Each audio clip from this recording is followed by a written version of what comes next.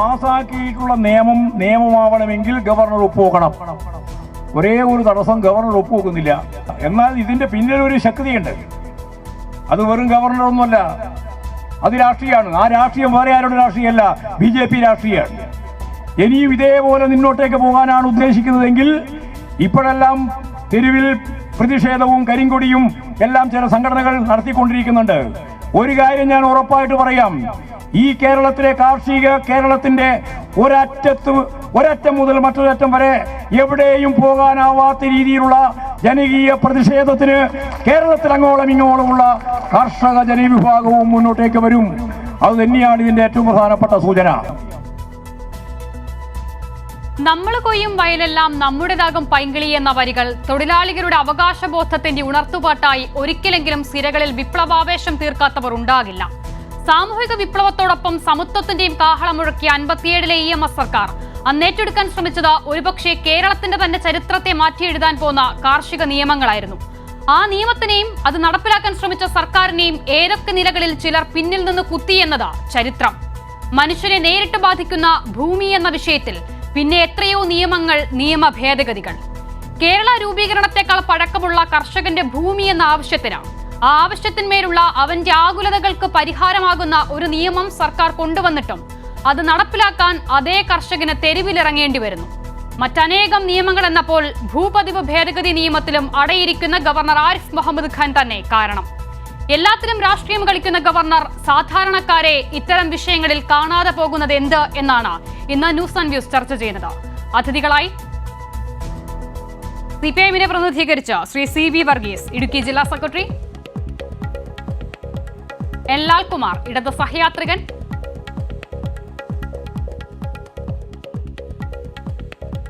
P. Krishnadas, BJP നേതാവ് എന്നിവരാണ്. CB Varghese, ദീർഘനാളായുള്ള മലയോര ജനതയുടെ ആവശ്യം നിറവേറ്റുക എന്ന ലക്ഷ്യത്തോടു കൂടിയാണ് ഇങ്ങനെ ഒരു നിയമ ഭേദഗതി തന്നെ സർക്കാരിന് കൊണ്ടുവരേണ്ടി വരുന്നത്. പക്ഷേ നിർഭാഗ്യവശാൽ അത് നടപ്പിലാക്കാൻ അതേ കർഷകർക്ക് തെരുവിലിറങ്ങേണ്ടി വരുന്ന സാഹചര്യം എങ്ങനെയാണ് ഉണ്ടായത്? ഒന്ന്, നമ്മുടെ ഇടുക്കി ജില്ലയെ സംബന്ധിച്ച് കാലകാലങ്ങളായി കോൺഗ്രസ് ഗവൺമെന്റുകൾ കൊണ്ടുവന്നിട്ടുള്ള ദുരന്തത്തിന്റെ നിയമങ്ങളുടെ ദുരന്തമാണ് ഇടുക്കി ജില്ലയിലെ ജനങ്ങൾ ഇന്ന് അനുഭവിക്കുന്നത്. 1957 EMS-ന്റെ ഗവൺമെന്റ് അധികാരത്തിൽ വന്നതിന് ശേഷം ഭൂവിനിയോഗ നിയമം, ഭൂപരിഷ്കരണ നിയമം നമ്മുടെ രാജ്യം നടപ്പാക്കി. EMS-ന്റെ ഗവൺമെന്റിന് ശേഷം അധികാരത്തിൽ വന്ന പട്ടന്നാളുടെ ഗവൺമെന്റാണ് ഇടുക്കി ജില്ലയിലെ കൃഷിക്കാർക്ക് 4 ഏക്കർ ഭൂമി എന്ന് പരിമിതപ്പെടുത്തിയത്. ആ പരിമിതപ്പെടുത്തിക്കൊണ്ടാണ് അവിടെ കൃഷിയും വീട് വെക്കാനും മാത്രമേ പാടുള്ളൂ എന്ന നിയമം പാസ്സാക്കി. 64 ആർച്ചങ്ങളുടെ ഗവൺമെന്റ് വന്നപ്പോൾ അത് ചട്ടം കൊണ്ടുവന്ന നിയമം നടപ്പാക്കി. അതിനുശേഷം ഓരോ ഘട്ടങ്ങളിലും കൊണ്ടുവന്ന നിയമങ്ങളെ എല്ലാം അടിസ്ഥാനപ്പെടുത്തി വന്യജീവി സംരക്ഷണ നിയമം, അതുപോലെ തന്നെ വനഭൂമി സംരക്ഷണ നിയമം, 82-ൽ കൊണ്ടുവന്ന പരിസ്ഥിതി സംരക്ഷണ നിയമത്തെ തുടർന്നാണ് ഇടുക്കി ജില്ലയിലെ ഭൂപ്രശ്നങ്ങൾ കോടതിയുടെ മുമ്പാകെ എത്താനിടയായിട്ടുള്ളത്. അതിനെ തുടർന്നാണ് പല സന്ദർഭത്തിലും കോടതി ഇടപെടുകയും ഇടുക്കി ജില്ലയിലെ ആവാസ വ്യവസ്ഥയാകെ ചോദ്യം ചെയ്യപ്പെടുന്ന നിയമങ്ങൾ വിവിധ ഘട്ടങ്ങളിൽ കോടതിയുടെ ഉത്തരവിന്റെ അടിസ്ഥാനത്തിൽ ഉണ്ടാകുകയും ചെയ്തിട്ടുണ്ട്. അതിനെല്ലാം ഉപയുക്തമായി തീർന്നിട്ടുള്ളത് കോൺഗ്രസ് ഗവൺമെന്റുകൾ സ്വീകരിച്ചു കൊണ്ടുവന്ന കർഷക വിരുദ്ധമായ സമീപനത്തിന്റെ ഭാഗമായിട്ടാണ്. ഞാൻ എല്ലാം വിശദീകരിക്കുന്നില്ല. കസ്തൂരിരംഗന്റെ വരവ്, കാർഗിൽ റിപ്പോർട്ട് വരവ്, അതുപോലെ തന്നെ HRML പദ്ധതി തുടങ്ങിയിട്ടുള്ള വിവിധ പരിസ്ഥിതി സംഘടന വരവോട് കൂടി ഇടുക്കി ജില്ലയിലെ ഭൂപ്രശ്നങ്ങൾ കോടതികളിലേക്ക് എത്തുന്ന സ്ഥിതി ഉണ്ടാക്കിയത് കോൺഗ്രസ് ഗവൺമെന്റുകൾ കൊണ്ടുവന്ന നയവും കോൺഗ്രസ് നേതൃത്വവും പരിസ്ഥിതിവാദികളും തമ്മിൽ നടത്തിയ ഒത്തുകളിയുടെ ഭാഗമായിട്ട് തന്നെയാണ്. അതിനെ തുടർന്നാണ് 2019 ജൂൺ മാസം 19-ാം തീയതി കേരള ഹൈക്കോടതി ഇടുക്കിയിലെ 8 വില്ലേജുകളെ പരിസ്ഥിതി സംരക്ഷിത മേഖലയായി പ്രഖ്യാപിച്ച് അവിടെ നിർമ്മാണം നടത്തണമെങ്കിൽ റവന്യൂവിന്റെ NOC വേണമെന്ന തീരുമാനത്തിലേക്ക് എത്തി. അതിനെ തുടർന്ന് ആ നിയമത്തെ പരിസ്ഥിതിക്ക് അനുകൂലമായി നിലപാട് സ്വീകരിക്കുന്നതിനൊപ്പം തന്നെ ഇടുക്കി ജില്ലയിലെ ജനങ്ങളെ സംരക്ഷിക്കുക എന്ന നിലപാട് സ്വീകരിച്ചുകൊണ്ട് 2019 ഡിസംബർ മാസം 29-ാം തീയതി ബഹുമാനപ്പെട്ട മുഖ്യമന്ത്രി പിണറായിയുടെ സാന്നിധ്യത്തിൽ ഒരു സർവകക്ഷി യോഗം ചേർന്ന് ഈ 8 വില്ലേജുകളുടെ പ്രത്യേകമായ നിയമത്തിന്റെ പരിരക്ഷ സംബന്ധിച്ച് പരിശോധിക്കാമെന്നും ബാക്കിയുള്ള മേഖലകളിൽ കൃഷിക്കാർക്ക് സ്വൈര്യമായി ജീവിക്കാൻ കഴിയുന്ന അന്തരീക്ഷം ഉണ്ടാക്കുന്നതിനെ സംബന്ധിച്ച് ചർച്ച ചെയ്യപ്പെടുമ്പോൾ ആ തീരുമാനത്തെ ചോദ്യം ചെയ്യപ്പെട്ടുകൊണ്ട് കോൺഗ്രസ് നേതാവായിട്ടുള്ള ലാലി വിൽസന്റെ കോടതിയെ സമീപിക്കുകയും അത് മാത്യു കുഴനാടൻ ആണ് ആ കേസ് നടത്തിക്കൊണ്ടുവന്നത്. അതിനെ തുടർന്ന് സിംഗിൾ ബെഞ്ചും അതുപോലെ തന്നെ ഡിവിഷൻ ബെഞ്ചും സംസ്ഥാന ഗവൺമെന്റ് അഭ്യർത്ഥന ആ ഗവൺമെന്റ് വാദം അംഗീകരിക്കാതെ വന്ന അവസാനം സുപ്രീം കോടതി വരെ പോയി. ഈ സാഹചര്യത്തിലാണ് നിയമനിർമ്മാണം നടത്തുക എന്നതാണ് സുപ്രീം കോടതിയും അതുപോലെ തന്നെ കേരള ഹൈക്കോടതിയും ഡിവിഷൻ ബെഞ്ചും സിംഗിൾ ബെഞ്ചും വിധിച്ചത്. അതിനെ തുടർന്നാണ് നിയമം ഉണ്ടാക്കണമെന്ന വാദം ഉയർന്നു വരികയും അത് സംബന്ധിച്ചാണ് ഇടതുപക്ഷ ജനാധിപത്യ മുന്നണി ഗവൺമെന്റ് ഭൂപ്രശ്നങ്ങൾ പരിഹരിക്കപ്പെടാൻ വേണ്ടിയുള്ള നിലപാട് സ്വീകരിച്ചു. 2016 പിണറായിയുടെ ഗവൺമെന്റ് അധികാരത്തിൽ വരുമ്പോൾ 88ഓളം വരുന്ന വിവിധങ്ങളാകുന്ന ഭൂപ്രശ്നങ്ങൾ സങ്കീർണത ഇടുക്കി ജില്ലയിൽ ഉണ്ടായിരുന്നു. ആ ഉണ്ടായിരുന്ന സങ്കീർണമായ ഭൂപ്രശ്നങ്ങൾ പരിഹരിക്കപ്പെടാൻ കഴിഞ്ഞ ഒട്ടേറെ വിഷയങ്ങൾ പരിഹരിക്കപ്പെട്ടതിന് ശേഷം ഭൂവിനിയോഗ നിയമം നിയമം ഉണ്ടാക്കുക എന്ന് വന്നു. അതാണ് 2021 തെരഞ്ഞെടുപ്പിൽ 900 കാര്യങ്ങൾ പറഞ്ഞതിനകത്ത് 388ാമത്തെ ഇനമായി ഞങ്ങൾ വീണ്ടും അധികാരത്തിൽ വന്നാൽ ഇടുക്കി ജില്ലയിലെ ഭൂപ്രശ്നങ്ങൾ പരിഹരിക്കപ്പെടാൻ നിയമം കൊണ്ടുവന്ന് അസന്നിഗ്ധമായി പ്രഖ്യാപിച്ചു. ആ തീരുമാനത്തിന്റെ അടിസ്ഥാനത്തിലാണ് കഴിഞ്ഞ സെപ്റ്റംബർ മാസം 14-ാം തീയതി കേരള സംസ്ഥാന നിയമസഭയിൽ ബില്ല് അവതരിപ്പിച്ച് ആ ബില്ല് ഏകകണ്ഠമായി നിയമസഭ പാസ്സാക്കി. പക്ഷേ നിയമസഭ ഏകകണ്ഠമായി പാസ്സാക്കിയെങ്കിലും ഇടുക്കി ജില്ലയിലെ UDF നേതൃത്വവും BJPയും ഒരു അന്തർധാര അടിസ്ഥാനത്തിൽ ഈ ബില്ല് ഒരു കാരണവശാലും ഗവർണർ ഒപ്പിടാതിരിക്കുന്നതിന് വേണ്ടിയുള്ള നിലപാട് സ്വീകരിച്ചു. അതിനെ തുടർന്ന് അവിടെ ഉയർന്നു വന്ന ചില പരിസ്ഥിതി സംഘടന, ചില വിഘടനവാദ ശക്തികൾ അവരെല്ലാം കൂട്ടുപിടിച്ചുകൊണ്ട് ഗവർണർക്കെതിരായ സമർത്ഥപരമായ സമീപനം സ്വീകരിച്ചു. അതുപോലെ തന്നെ അവിടുത്തെ ഇന്ന് ജനങ്ങളെ പ്രതിനിധീകരിക്കുന്ന MP ഡി കുര്യാക്കോസും BJP നേതൃത്വവും നടത്തിയിട്ടുള്ള ഇടപെടലും അവരുടെ ഗൂഢാലോചനത്തിന്റെ ഭാഗമായി വന്നു. അതിനെ തുടർന്നാണ് ഗവർണർ ഒപ്പിടാത്ത നിലപാട് സ്വീകരിച്ചിട്ടുള്ളത്. ഇത്തരമൊരു സാഹചര്യത്തിലാണ് ഇടതുപക്ഷ ജനാധിപത്യ മുന്നണി ജനങ്ങളെ അണിനിരത്തിക്കൊണ്ട് പ്രക്ഷോഭത്തിലേക്ക് വന്നത്. ഇന്നലെ ആ പ്രക്ഷോഭം ആരംഭിക്കാൻ ഞങ്ങൾ തീരുമാനമെടുക്കുന്നത് ഡിസംബർ മാസം 26-ാം തീയതിയാണ് ഇടതുപക്ഷ ജനാധിപത്യ മുന്നണി ഇടുക്കി ജില്ലാ കമ്മിറ്റി രാജ്ഭവൻ മാർച്ച് നടത്താൻ വേണ്ടി തീരുമാനിച്ചത്. ആ തീരുമാനമെടുത്ത് ഞങ്ങൾ സമരം പ്രഖ്യാപിച്ചപ്പോഴാണ് അതേ ജില്ലയിലേക്ക് ജനുവരി 6-ാം തീയതി ഡേറ്റ് കൊടുത്ത് ഗവർണർ കടന്നു വരുന്നതിന് വേണ്ടിയുള്ള നിലപാട് സ്വീകരിച്ചത്. ഗവർണർ പ്രോഗ്രാമായി എത്തിച്ചേരുമ്പോൾ ഞങ്ങളുടെ മർച്ചന്റ് അസോസിയേഷന്റെ ഒരു പരിപാടി ജീവകാരുണ്യപരമായ പരിപാടിയാണ്. അവർ പരിപാടി മാറ്റിവെക്കുന്നതിനെ സംബന്ധിച്ച് അവർ പറഞ്ഞപ്പോൾ നമ്മുടെ കേരളത്തിലെ ഇന്ന് കണ്ടുകൊണ്ടിരിക്കുന്ന ഗവർണറുടെ ഏകാധിപത്യപരമായ സമീപനത്തിന്റെ ഭാഗമായി ഗവർണറുടെ പ്രോഗ്രാം തന്നാൽ മാറ്റാൻ പാടില്ല, പോലീസ് സംരക്ഷണം കൊടുത്തുകൊള്ളും, അവിടെ ഞാൻ എത്തിച്ചേരുമെന്ന നിലപാട് സ്വീകരിച്ചു. കാരണം രണ്ടാം ഘട്ടം അത് രാഷ്ട്രീയമാണല്ലോ. അതിലെ ഗവർണറുടെ നടപടികൾ, ആദ്യഘട്ടത്തിലെ വിശദാംശങ്ങളും വിശകലനങ്ങളും നമുക്ക് ആദ്യത്തെ കുറച്ച് സമയം ചർച്ച ചെയ്യാമെന്ന് എനിക്ക് തോന്നുന്നു. താങ്കൾ ദയവായി തുടരുക, ഞാൻ മടങ്ങിയെത്താം. ശ്രീ കൃഷ്ണദാസ്, നോക്കൂ, ഏകദേശം കേരളത്തിന്റെ തന്നെ ഈ കാർഷിക നിയമങ്ങളുമായി ബന്ധപ്പെട്ട വിഷയങ്ങളാണ്, അതിന്റെ ഒരു പശ്ചാത്തലമാണ് ശ്രീ CB വർഗീസ് ചുരുങ്ങിയ വാക്കുകൾക്കുള്ളിൽ വിശദീകരിക്കാൻ ശ്രമിക്കുന്നത്. ഇവിടെ ഇപ്പോൾ പ്രശ്നം ഇത്തരത്തിൽ കർഷകർ നേരിട്ട് കൊണ്ടിരുന്ന എല്ലാ പ്രശ്നങ്ങളെയും മറികടക്കുക എന്നൊരു ലക്ഷ്യം ഈ ബില്ലിനുണ്ടായിരുന്നു എന്നുള്ളതാണ്. ഗവർണർ എന്നയാൾ ഭരണഘടനാ പദവിയിലിരിക്കുന്നയാളാണ്. അങ്ങനെ ഭരണഘടനാ പദവിയിലിരിക്കുന്ന ഒരാൾക്ക് ആത്യന്തികമായി ഉടമസ്ഥത അല്ലെങ്കിൽ ആത്യന്തികമായി അദ്ദേഹത്തിന് മുഖവിലേക്ക് എടുക്കേണ്ടത് ജനങ്ങളെയാണ്. പക്ഷെ ഇവിടെ അത് ഉണ്ടാകുന്നില്ല. എന്തുകൊണ്ടാണ് ഗവർണർ ഈ ബില്ലിലും മറ്റു അനേകം ബില്ലുകളിൽ എന്ന പോൽ ഒപ്പിടാൻ മടി കാണിക്കുന്നത്?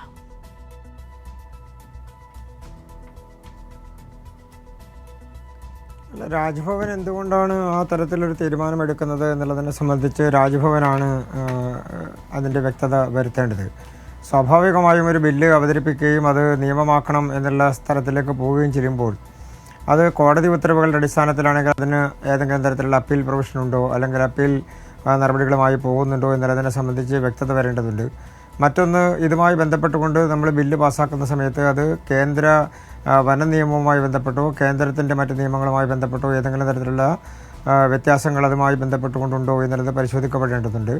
അങ്ങനെ എല്ലാ കാര്യങ്ങളും പരിശോധിക്കേണ്ടത് ഗവർണറാണ് അത് ഒപ്പിടുന്നതിന് മുൻപ്. ബില്ല് അവതരിപ്പിച്ചു, നിയമസഭ പാസ്സാക്കി എന്നുള്ളത് കൊണ്ട് അതിൻ്റെ എല്ലാ നൂലാമാലകളും അതുമായി ബന്ധപ്പെട്ടുകൊണ്ടുള്ള വിഷയങ്ങളും അവസാനിച്ചു എന്നർത്ഥമില്ല.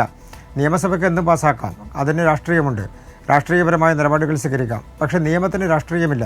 നിയമം പാസ്സാക്കി കഴിഞ്ഞാൽ അത് എല്ലാ വിഭാഗം ആളുകളെയും ബന്ധിപ്പിക്കുന്ന തരത്തിൽ അതിൻ്റെ പാർശ്വഫലങ്ങൾ അനുഭവിക്കുന്ന ആളുകൾ വേറെ ഉണ്ടോ, അതുമായി ബന്ധപ്പെട്ടുകൊണ്ടുള്ള തടസ്സങ്ങൾ മറ്റേതെങ്കിലും ഉണ്ടോ എന്നുള്ളത് പരിശോധിക്കപ്പെടുക എന്നുള്ളത് നിയമം പാസ്സാക്കുന്നതിന് മുൻപ് ഗവർണറുടെ ഉത്തരവാദിത്തമാണ്. നിയമസഭയ്ക്ക് ഏത് തരത്തിലുള്ള ബില്ലും പാസ്സാക്കാം, ഏത് രാഷ്ട്രീയ ലക്ഷ്യം വെച്ചുകൊണ്ടുള്ള കാര്യങ്ങളും നടപ്പാക്കാം, അവരുടെ ബില്ലുകൾ അവതരിപ്പിക്കുന്നതിൽ ഏത് തരത്തിലുള്ള അജണ്ടയും അവർക്ക് എടുക്കാം, അതിൽ തെറ്റൊന്നുമില്ല. പക്ഷേ അതെല്ലാം നിയമമാകുന്നതോടുകൂടി ഈ രാജ്യത്തെ മുഴുവൻ ആളുകളെയും ബാധിക്കുന്ന തരത്തിലേക്ക് മാറും. അങ്ങനെ വരുമ്പോൾ അതിലേതെങ്കിലും തരത്തിലുള്ള മാറ്റങ്ങൾ ആവശ്യമുണ്ടോ, അല്ലെങ്കിൽ അതിലേതെങ്കിലും തരത്തിലുള്ള വ്യക്തതക്കുറവുണ്ടോ, വ്യക്തത വരുത്തേണ്ടതുണ്ടോ, അങ്ങനെ വ്യക്തത വരുത്തപ്പെടാത്ത വശങ്ങൾ പൂർണ്ണമായും പരിശോധിക്കുകയും അതിന് അംഗീകാരം കൊടുക്കുന്നതിന് മുൻപ് അതിൻ്റെ നടപടിക്രമങ്ങൾ പൂർത്തിയാക്കുകയും ചെയ്യുക എന്നുള്ള ഉത്തരവാദിത്തം ഗവർണറിൽ നിക്ഷിപ്തമാണ്. അദ്ദേഹം ആ ചുമതലകൾ വഹിക്കുമ്പോൾ ഗവർണർക്ക് അങ്ങനെ ഏതെങ്കിലും നിലയിൽ ഇത് സാധാരണക്കാരനെ നേരിട്ട് ബാധിക്കുന്ന വിഷയമാണെന്നുണ്ടെങ്കിൽ ആ നിലയിൽ വിശദീകരണം തേടാൻ സർക്കാരിനോട് ഏതെങ്കിലും മേഖലകളിൽ അവ്യക്തതയുണ്ടെങ്കിൽ അത് പരിഹരിക്കാനുള്ള സാധ്യതയുണ്ട്. പക്ഷേ ഇവിടെ അത് ഉണ്ടാകുന്നില്ല. ഇനി ഗവർണർ ഇതിൽ ആക്ഷേപം ഉന്നയിക്കുന്ന വിഷയങ്ങൾ പോലും ബില്ലിന്റെ സാങ്കേതികതയുമായി ബന്ധപ്പെട്ടല്ല. അദ്ദേഹത്തിന് അത്തരം വിഷയങ്ങളിൽ ഒരു സംശയവുമില്ല. എന്നിട്ടും അത് പാസ്സാക്കാതിരിക്കുന്നുണ്ട് എങ്കിൽ അവിടെ ഒരു രാഷ്ട്രീയമുണ്ട് എന്നുള്ളതാണ് CB വർഗീസിനെ പോലുള്ള ആളുകൾ അതിൽ കാണുന്നത്.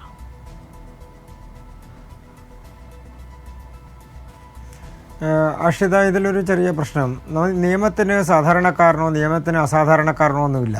നിയമം പാസ്സാക്കി കഴിഞ്ഞാൽ അത് എല്ലാവരെയും ബാധിക്കുന്നതാണ്. അത് സാധാരണക്കാരന് വേണ്ടി ഒരു നിയമം, അസാധാരണക്കാരന് വേണ്ടി വേറൊരു നിയമം, അങ്ങനെ പാസ്സാക്കാൻ നമ്മുടെ രാജ്യത്ത് സംവിധാനങ്ങളില്ല. ഏത് നിയമവും നടപ്പാക്കുന്ന സമയത്താണെങ്കിലും നിയമം പാസ്സാക്കുന്ന സമയത്താണെങ്കിലും അത് മുഴുവൻ ജനവിഭാഗങ്ങളെയും ബന്ധിപ്പിക്കുന്ന തരത്തിലാണ് നടപ്പാക്കാൻ വേണ്ടി കഴിയുക. അങ്ങനെ വരുമ്പോൾ അമെൻമെൻറ്റ് കൊണ്ടുവന്നിട്ടുള്ള കാര്യങ്ങൾ അത് മറ്റ് നിയമങ്ങൾക്ക് കോൺട്രഡിക്ഷൻ ഉള്ളതാണോ, മറ്റ് നിയമങ്ങളുമായി ഏതെങ്കിലും തരത്തിൽ തർക്കമുണ്ടാകുന്നതാണോ എന്നുള്ളത് പരിശോധിക്കപ്പെടേണ്ടതുണ്ട്. മറ്റൊന്ന്, അതുമായി ബന്ധപ്പെട്ടുകൊണ്ട് നമ്മുടെ സംസ്ഥാനത്ത് കർഷകരെ ബാധിക്കുന്ന പ്രശ്നങ്ങളാണ് എന്നൊരു ഭാഗത്ത് പറയുമ്പോൾ തന്നെ അത് മറ്റേതെങ്കിലും ജനവിഭാഗങ്ങളെ ബാധിക്കുന്നതാണോ, കൈവശത്തിൽ ഭൂമി ഇരിക്കുന്ന ആളുകളെ ബാധിക്കുന്നതാണോ, അതല്ലെങ്കിൽ ഭൂമി കൈവശം കിട്ടാൻ അവകാശമുള്ള ആളുകളെ ബാധിക്കുന്നതാണോ, അത് കയ്യേറ്റക്കാരെ ബാധിക്കുന്നതാണോ, കുടിയേറ്റക്കാരെ ബാധിക്കുന്നതാണോ, ഈ തരത്തിൽ നിരവധി പ്രശ്നങ്ങൾ അതുമായി ബന്ധപ്പെട്ടുകൊണ്ടുണ്ട്. പ്രത്യേകിച്ച് ഇടുക്കി ജില്ലയുമായി ബന്ധപ്പെട്ടുകൊണ്ട്, മൂന്നാർ മേഖലയുമായി ബന്ധപ്പെട്ടുകൊണ്ട് ഒക്കെ നിലനിൽക്കുന്ന പല പ്രശ്നങ്ങളും നമ്മുടെ രാജ്യത്തെ സ്പെഷ്യൽ എക്കണോമിക് സോണിൽ പെടുന്ന സ്ഥലങ്ങളാണെങ്കിലും അതല്ലെങ്കിൽ അതുമായി ബന്ധപ്പെട്ടുകൊണ്ട് പരിസ്ഥിതി ലോല പ്രദേശങ്ങളുമായി ബന്ധപ്പെട്ടുകൊണ്ട പ്രശ്നങ്ങളാണെങ്കിലും ആ തരത്തിൽ നിരവധി സങ്കീർണമായിട്ടുള്ള പ്രശ്നങ്ങൾ ഉൾപ്പെടുന്ന മേഖലയാണത്. അപ്പോൾ അതിൻ്റെ എല്ലാ തരത്തിലുള്ള നിയമം, നമ്മൾ ഒരു നിയമത്തെ മാത്രം കണ്ടുകൊണ്ട് അതിൻ്റെ അമെൻമെൻറ്റിനെ സംബന്ധിച്ച് മാത്രം ആലോചിക്കാൻ കഴിയില്ലല്ലോ സ്വാഭാവികമായും. അപ്പോൾ ഗവർണർ അത് നിയമമാക്കുമ്പോൾ അത് നിയമമാവുകയാണ് ഒപ്പിടുന്നതോടുകൂടി. അപ്പോൾ അങ്ങനെ വരുന്ന സാഹചര്യത്തിൽ അതിൻ്റെ മറ്റു വശങ്ങൾ കൂടി ഒരു പക്ഷേ അദ്ദേഹം പരിശോധിക്കുന്നുണ്ടാവാം, അതല്ലെങ്കിൽ ഗവർണറുടെ ഓഫീസ് പരിശോധിക്കുന്നുണ്ടാവാം, അദ്ദേഹത്തിൻ്റെ നിയമ ഉപദേശകർ അത് പരിശോധിക്കുന്നുണ്ടാവാം. അപ്പോൾ സ്വാഭാവികമായും അദ്ദേഹം ഒപ്പിടുന്നതിന് മുൻപ്, അത് ഗവർണർ ആരാണെങ്കിലും അത് ഒപ്പിടുന്നതിന് മുൻപ് ആ തരത്തിലുള്ള പരിശോധനകൾ സ്വാഭാവികമാണ്. അതിനുള്ള സമയമെടുക്കുക എന്നുള്ളതും സ്വാഭാവികമായിട്ടുള്ള നടപടി മാത്രമാണ്. അതിൽ ഇത്ര നാൾക്കുള്ളിൽ ഒപ്പിടണമെന്നോ ഇന്ന രീതിയിൽ ഒപ്പിടണമെന്നോ ഇന്ന വ്യവസ്ഥകളോടുകൂടി ഒപ്പിടണമെന്നോ എന്നും ശഠിക്കാനോ നിർബന്ധം പിടിക്കാനോ ഉള്ള സാധ്യത നിലവിൽ നമ്മുടെ രാജ്യത്തെ നിയമ സംവിധാനത്തിലില്ല. അങ്ങനെ അനന്തമായി നീട്ടിക്കൊണ്ടു പോകാനാകില്ലെന്ന് കോടതികൾ വരെ പറഞ്ഞ പശ്ചാത്തലം കൂടി ഉണ്ട്. അത് അങ്ങ് ഓർക്കുക. ഞാൻ മടങ്ങിയെത്താം. ശ്രീ ലാൽകുമാർ, നോക്കൂ, ഇവിടെ ഇപ്പോൾ കൃഷ്ണദാസ അതൊരു BJPയുടെ ലൈനായിട്ട് കാണുകയാണ് അദ്ദേഹം. ഒരു നിയമം വരുമ്പോൾ അതിൽ വിശാലമായ അർത്ഥത്തിൽ അത് ബാധിക്കുന്നവരെ എല്ലാം കാണണ്ടേ എന്നുള്ളത്. നോക്കൂ, ഈ രാജ്യത്ത് കാർഷിക നിയമങ്ങൾ നടപ്പിലാക്കുമ്പോൾ അത് ബാധിക്കുന്ന ഒരു കൂട്ടം ആളുകൾ ദിവസങ്ങളോളം മാസങ്ങളോളം രാജ്യ തലസ്ഥാനത്ത് സമരം ചെയ്ത നാടാണിത്. അന്ന് ഇത്തരത്തിലുള്ള ചിന്തകളൊന്നും ഇവർക്ക് ഉണ്ടായിരുന്നില്ല. പക്ഷേ ഇവിടെ ഈ ഭൂനിയമ ഭേദഗതിയിൽ ഒരു അമെൻമെന്റ് കൊണ്ടുവരുമ്പോൾ അത് ആരെയൊക്കെ ബാധിക്കുന്നു, അത് ആരെയൊക്കെ ബാധിക്കുന്നില്ല എന്നത് പഠിക്കാൻ ഇതേ BJP നിയന്ത്രിക്കുന്ന ഗവർണർ സമയമെടുക്കുന്നു എന്നുള്ളതാണ് വിശദീകരണം.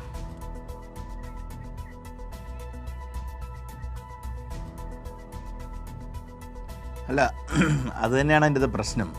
നോക്കൂ, ഗവർണർ അൺഡ്യൂ ഡിലേ ഇല്ലാതെ ആ അമെൻമെൻറ്റിൽ ഡിസിഷൻ എടുക്കുക എന്നുള്ളത് സുപ്രീം കോടതിയുടെ റൂളിംഗ് ആണ്. സുപ്രീം കോടതി ക്ലിയറായിട്ട് കഴിഞ്ഞ ദിവസങ്ങളിൽ നമ്മളൊക്കെ പറഞ്ഞു, നിങ്ങൾ എത്ര നാളാണ് ഒരു ബില്ലിൻ്റെ മുകളിൽ അടയിരിക്കുന്നത് എന്നുള്ള രീതിയിൽ രൂക്ഷമായ വിമർശനമല്ലേ ഗവർണർക്കെതിരെ ഉന്നയിച്ചത് അല്ലേ? അപ്പോൾ അദ്ദേഹം ചെയ്തത് എന്താണ്? ആ അദ്ദേഹത്തിനോട് അഭിപ്രായം ചോദിക്കുന്ന പോയിന്റിൽ അദ്ദേഹം ചെയ്യുന്നത് പെട്ടെന്നെല്ലാം പ്രസിഡന്റ് ഓഫ് ഇന്ത്യയുടെ കൺസിഡറേഷനിലേക്ക് വിട്ടു. അത് ശരിക്കും പറഞ്ഞാൽ അങ്ങനെ വിടേണ്ട ഒരു ബില്ലുകളൊന്നും ആയിരുന്നില്ല. പ്രസിഡന്റിൻ്റെ കൺസിഡറേഷനിലേക്ക് വിട്ടതിന് കാരണം അന്ന് അദ്ദേഹം രക്ഷപ്പെടാൻ ചെയ്തൊരു കളിയാണ്. രക്ഷപ്പെടാൻ ആ പ്രസിഡന്റിൻ്റെ കയ്യിലേക്ക് ഒരു ബില്ല് കൊടുക്കുമ്പോൾ യഥാർത്ഥത്തിൽ പിന്നെ കേന്ദ്ര സർക്കാരും സംസ്ഥാന സർക്കാരുമായി ബന്ധപ്പെട്ട് കളിയായി. അങ്ങനെ എല്ലാ ബില്ലുകളും ഇദ്ദേഹത്തിന് താല്പര്യമില്ല, അല്ലെങ്കിൽ ഇദ്ദേഹത്തിൻ്റെ ഒരു ഡെറിലിക്ഷൻ ഓഫ് ദ ഡ്യൂട്ടി കൊണ്ട് സംസ്ഥാനം സഫർ ചെയ്യേണ്ടതായിട്ടുണ്ടോ എന്നുള്ളൊരു വലിയ ചോദ്യമുണ്ട്. കാര്യം ഈ ബില്ലുകൾ പ്രസിഡന്റ് കാണേണ്ട ബില്ലുകളല്ല എങ്കിൽ ഇവിടെ പാസ്സാക്കേണ്ട ബില്ലുകളാണെങ്കിൽ ഓരോന്നും പ്രസിഡന്റിനേക്ക് എന്തിനാണ് അദ്ദേഹം അയക്കുന്നത്? അദ്ദേഹത്തിന് പണിയെടുക്കാൻ പറ്റാതെ എന്തെങ്കിലും ബുദ്ധിമുട്ടുണ്ടോ എങ്കിൽ ഇട്ടിട്ട് വേറെ വല്ല ജോലിക്കും പോകണം. മനസ്സിലല്ലേ? ഓത്ത് ഓഫ് ദി ഗവർണറിനകത്ത് അദ്ദേഹം വെൽഫെയർ ഓഫ് ദ പീപ്പിൾ എന്നത് അപ്ഹോൾഡ് ചെയ്യേണ്ട ഒരു കാര്യമാണ്. ഈ പറയുന്ന വെൽഫെയർ എങ്ങനെ അദ്ദേഹം അറിയും? അതറിയുന്നത് ഇവിടുത്തെ നിയമസഭ വഴിയാണ്. അദ്ദേഹത്തിനോട് പറഞ്ഞ മന്ത്രി കണ്ടില്ല, മുഖ്യമന്ത്രി കണ്ടില്ല എന്നൊക്കെയുള്ള വാദമൊക്കെയാണ് അദ്ദേഹം പലപ്പോഴും പറയുന്നത്. ഇതും ബില്ലുമായിട്ടൊന്നും ഒരു ബന്ധവുമില്ല. ഈ ഒരു ബില്ല് എന്ന് പറയുന്നത് അതിൻ്റെ കസ്റ്റോഡിയൻ എന്ന് പറയുന്നത് നിയമസഭയാണ്. ആ സഭയാണ് തീരുമാനിക്കുന്നത്. അതിനകത്ത് മുഖ്യമന്ത്രിക്കൊന്നും റോളൊന്നുമില്ല. അത് കഴിഞ്ഞ് ആ സഭാനാഥൻ അങ്ങോട്ട് അയച്ചു കൊടുക്കുക, അല്ലെങ്കിൽ ആ അയച്ചു കൊടുക്കുന്നതിന് ഗവർണർക്ക് 2 or 3 ചോയ്സ് ഉണ്ട്. അദ്ദേഹത്തിന് ഈ പറയുന്ന റീസെൻറ്റ് ചെയ്യാം, പ്രസിഡന്റിന് വെക്കാം, അങ്ങനെ റിജക്റ്റ് ചെയ്യാം, അങ്ങനെ 2 or 3 ഓപ്ഷൻസ് മാത്രമേ അദ്ദേഹത്തിനുള്ളൂ. ഇത് ചെയ്യുക അല്ലെങ്കിൽ വേറെ വല്ല പണിക്കും പോവുക എന്നാണ് പറയേണ്ട. സത്യത്തിൽ അങ്ങനെ തന്നെ പറയേണ്ട അവസ്ഥയാണ്. കാര്യം അദ്ദേഹം ചെയ്യുന്നത് അദ്ദേഹത്തിൻ്റെ ഡ്യൂട്ടി ചെയ്യാൻ പറ്റുന്നില്ല. ഇതാണ് സത്യാവസ്ഥ. ഇപ്പോൾ ഈ കേസിൽ നോക്കൂ, ഈ കേസിൽ കൃഷ്ണദാസ് ചേട്ടൻ പറഞ്ഞത് കേന്ദ്ര നിയമവുമായിട്ടുള്ള കോൺഫ്ലിക്റ്റ് ഉണ്ടാകുന്നുണ്ടോ, ഇതൊക്കെ നോക്കണ്ടെന്ന് ഞാൻ പറഞ്ഞില്ല. പക്ഷേ അതിൻ്റെ കോൺസ്റ്റിറ്റ്യൂഷനാലിറ്റി ഒന്നും നോക്കേണ്ടത് ഇദ്ദേഹമല്ല, അതിന് കോടതിയുണ്ട് ഈ നാട്ടിൽ. അത് നമ്മൾ മനസ്സിലാക്കി. കോടതി നോക്കേണ്ട എല്ലാ കാര്യങ്ങളും ഗവർണർ നോക്കേണ്ട കാര്യമില്ല. അങ്ങനെയാണെങ്കിൽ ഈ കോടതി എന്ന് പറഞ്ഞ ഒരു സംവിധാനത്തിൻ്റെ ആവശ്യമില്ല. ഇവിടെ ഒരു നിയമം വരുന്നു, ഇപ്പോൾ പറഞ്ഞ പോലെ റൂൾ 4A അല്ലെങ്കിൽ സെക്ഷൻ 7 അമെൻഡ് ചെയ്യുന്നു. അത് എത്രയും പെട്ടെന്ന് ചെയ്യേണ്ടത്, എത്രയും പെട്ടെന്ന് ഒരു ബില്ല് ആക്ട് ആകേണ്ടത് ഒരു സമൂഹത്തിൻ്റെ ആവശ്യമാണ്, ഈ സംസ്ഥാനത്തിൻ്റെ ആവശ്യമാണ്.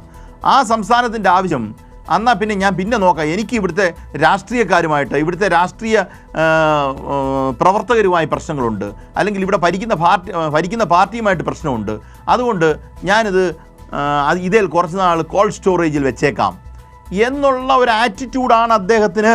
അതിനകത്തിപ്പോൾ ഒരു സംശയവും വേണ്ട കാര്യത്തിൽ. കാര്യം അല്ല എങ്കിൽ ഈ പറയുന്ന കാര്യങ്ങൾ ഈ രീതിയിലല്ല ഇത് ഡെവലപ്പ് ചെയ്യേണ്ടത്. അദ്ദേഹത്തിനെ സംബന്ധിച്ചിടത്തോളം അദ്ദേഹം കുറേ നാളായി ചെയ്യുന്നത് ഒരു ചൈൽഡ് ഈഗോയിസ്റ്റിക് സ്റ്റേറ്റിലാണ് അദ്ദേഹം ജീവിക്കുന്നത്. അതിൽ കൂടുതലായിട്ടുള്ള ഈഗോ ഒന്നുമില്ല, ചൈൽഡ് ഈഗോയിസ്റ്റിക് സ്റ്റേറ്റിൽ. അത് അദ്ദേഹത്തിന് ഈ പറയുന്ന വഴിയിലിറങ്ങുമ്പോൾ പ്രശ്നം, അല്ലെങ്കിൽ ഓരോ കാര്യത്തിനും ഓരോ ദിവസം മീഡിയയെ കണ്ട് എന്തൊക്കെയോ പറയുന്നു, കണ്ണൂർ എന്ന് പറയുന്ന ഒരു സ്ഥലത്തെ മോശമായി പറയുന്നു.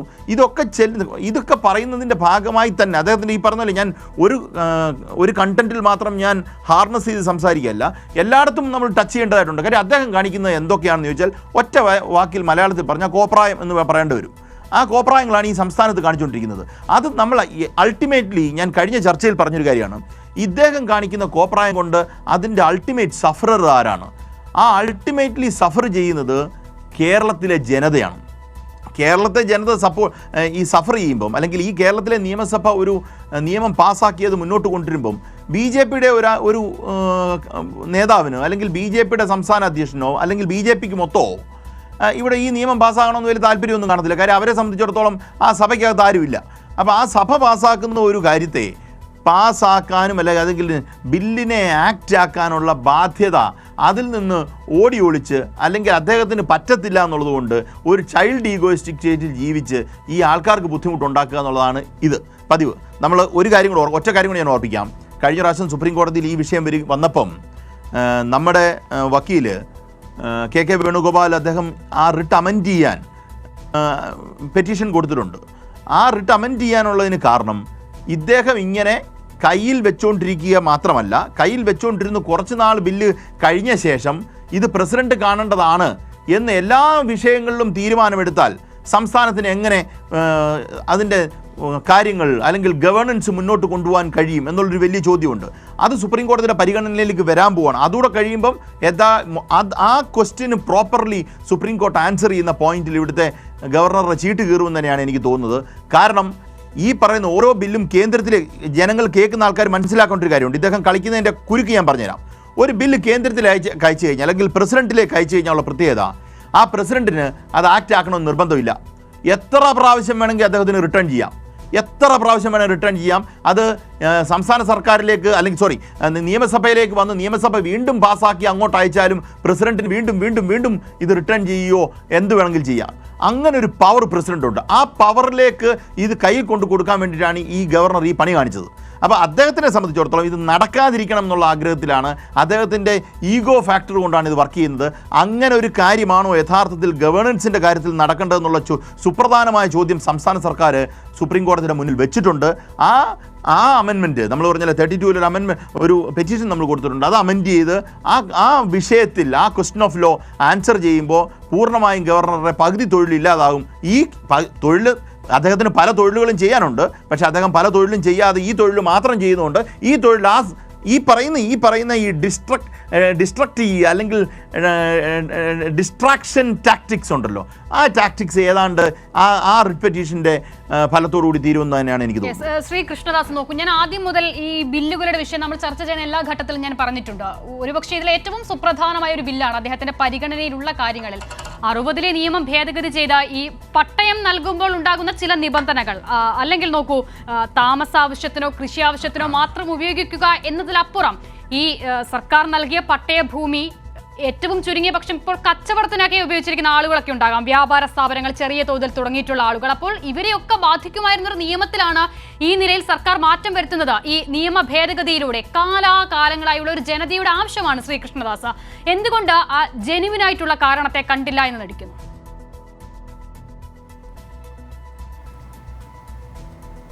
അക്ഷിത, നമ്മൾ ഈ തരത്തിലുള്ള വിഷയങ്ങളെ കാണുമ്പോൾ അതിൽ രാഷ്ട്രീയമോ അതിൽ ഏതെങ്കിലും തരത്തിലുള്ള വൈകാരികമായിട്ടുള്ള ഇടപെടലുകൾക്കോ ഒന്നും സാധ്യതയില്ല. അതിൻ്റെ പ്രധാനപ്പെട്ട കാരണം, ഇപ്പോൾ ഗവർണറെ സംബന്ധിച്ചിടത്തോളം ഗവർണർ നിയമസഭ പാസ്സാക്കുന്ന ഒരു ഗവർണറല്ല, ഇനി ഏത് കോൺസ്റ്റിറ്റ്യൂഷണൽ അതോറിറ്റി ആണെങ്കിലും അവർ അങ്ങനെ ഒരു നിയമസഭ പാസ്സാക്കുന്ന ഒരു നിയമത്തെ കണ്ണുമടച്ച് പിറ്റേ ദിവസം കൊണ്ടു കൊടുക്കുമ്പോൾ ഒപ്പിട്ട് കൊടുക്കണം. അങ്ങനെ ഒരു വ്യവസ്ഥ നമ്മുടെ രാജ്യത്തിന്റെ നിയമ സംവിധാനത്തിനകത്തില്ല. നോക്കി കാണുമ്പോൾ അതിൽ എന്താണ് പ്രശ്നം? ഇപ്പോൾ സർക്കാർ കൊണ്ടുവന്ന കാര്യം അത് ജനങ്ങളുടെ സാധാരണക്കാരെ ബാധിക്കുമായിരുന്ന ഒരു വിഷയത്തിൽ അതിലൊരു മാറ്റം വരുന്നു എന്നത് നമ്മൾ കാണുകയാണ്. ഇനി അത് ഗവർണറുടെ മുന്നിലേക്ക് എത്തുന്നു. താങ്കൾ പറയുന്നത് പോലെ എല്ലാത്തിലും ഗവർണർ ഒപ്പിടണമെന്ന് ആരും നിർബന്ധം പിടിക്കുന്നില്ല. പക്ഷേ അതിലുള്ള വിയോജിപ്പ് എന്താണ് എന്നുള്ളത് അറിയിക്കുക എന്നുള്ളതൊരു ധാർമ്മിക മര്യാദയാണല്ലോ. അതിന് പകരം അതിനുമേൽ അടയിരിക്കുമ്പോഴാണ് ഈ പ്രശ്നം. അങ്ങനെ ചെയ്യുന്നത് കൊണ്ട് എത്രയോ പേരെ ബാധിക്കുന്ന വിഷയമാണ് റദ്ദ് ചെയ്യപ്പെടുന്നത്. ഒരു കൂട്ടം ആളുകൾ ഇന്ന് തെരുവിലേക്ക് ഇറങ്ങേണ്ട സാഹചര്യം ഉണ്ടാകുകയാണ്. ശ്രീ കൃഷ്ണദാസ്,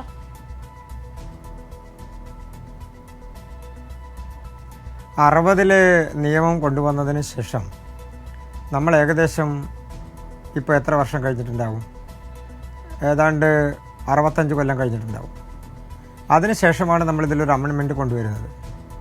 അപ്പോൾ ഇത് ഒരു ഇരുട്ടി വെളുക്കുന്ന രാത്രി കൊണ്ടോ അല്ലെങ്കിൽ 1-2 ആഴ്ച കൊണ്ടോ ഇതിൽ അല്ലെങ്കിൽ 2-3 മാസം കൊണ്ടോ ഇതിലൊരു തീരുമാനമെടുക്കണം എന്ന് ശഠിക്കുമ്പോൾ അങ്ങനെ ശഠിക്കാൻ ഒരു നിയമ സംവിധാനത്തിന് കഴിയും. ശ്രീ കൃഷ്ണദാസ്, നോക്കൂ, ഇവിടെ പ്രശ്നം എന്ന് പറയുന്നത് സാധാരണഗതിയിൽ ഇങ്ങനെ ഒരു വിഷയം, ശ്രീ കൃഷ്ണദാസ് നോക്കൂ, സാധാരണഗതിയിൽ ഇങ്ങനെ ഒരു വിഷയത്തിൽ ഞാൻ ആ ചോദ്യം കൂടെ ഒന്ന് ചോദിച്ചോട്ടെ, അത് ചേർത്ത് താങ്കൾ പറഞ്ഞു. സാധാരണഗതിയിൽ ഇങ്ങനെ ഒരു വിഷയത്തിൽ വ്യത്യസ്ത അഭിപ്രായം ഉയരുക നിയമസഭയിൽ നിന്നാണല്ലോ. ഇപ്പോൾ കേരള നിയമസഭയിൽ നമുക്കറിയാം ഈ ബില്ലിനെ അനുകൂലിക്കുന്ന CPIM മാത്രമുള്ളത്. ഈ ബില്ലിന്റെ പ്രത്യേകത പ്രതിപക്ഷം പോലും ഒരേ സ്ഥലത്തിൽ പാസ്സാക്കിയ ബില്ലാണ്. അപ്പോൾ എല്ലാവരും അവരുടെ കർഷകരുടെ ആവശ്യങ്ങൾ എന്ന ഒറ്റ പോയിന്റിൽ നിന്ന് സമീപിക്കുന്ന ഒരു വിഷയത്തെ ഏത് നിലയിലാണ് രാഷ്ട്രീയം കളിച്ചൊരു ഗവർണർ ഉപയോഗിച്ച് തടഞ്ഞു വെക്കുന്നത് എന്നുള്ളത് നമ്മൾ കാണുകയാണ്. ഈ ബില്ല് പാസ്സാക്കിയാൽ, ഈ നിയമം നടപ്പിലാക്കിയാൽ ആത്യന്തികമായതിന്റെ ഗുണം കേരള സർക്കാരിന് ലഭിക്കും എന്ന തോന്നലാണോ ഇത്തരത്തിൽ നടപടി വൈകിപ്പിക്കലിന് കാരണം?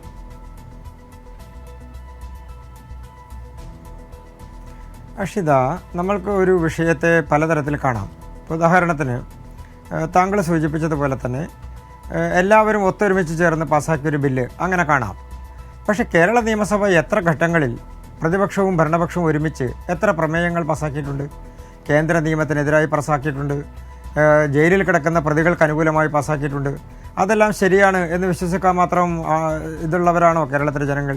അപ്പോൾ കേരള നിയമസഭ ഒരു സാധനം പാസ്സാക്കി എന്നുള്ളത് കൊണ്ട്, അത് ഒരുമിച്ച് പാസ്സാക്കി എന്നുള്ളത് കൊണ്ട് അതെല്ലാം നിയമത്തിൻ്റെ മുൻപിലോ ധാർമ്മികതയുടെ മുൻപിലോ നിലവിലെ നടപടിക്രമങ്ങളുടെ അടിസ്ഥാനത്തിലോ ശരിയായിക്കൊള്ളണമെന്ന് യാതൊരു നിർബന്ധവും ഇല്ലല്ലോ.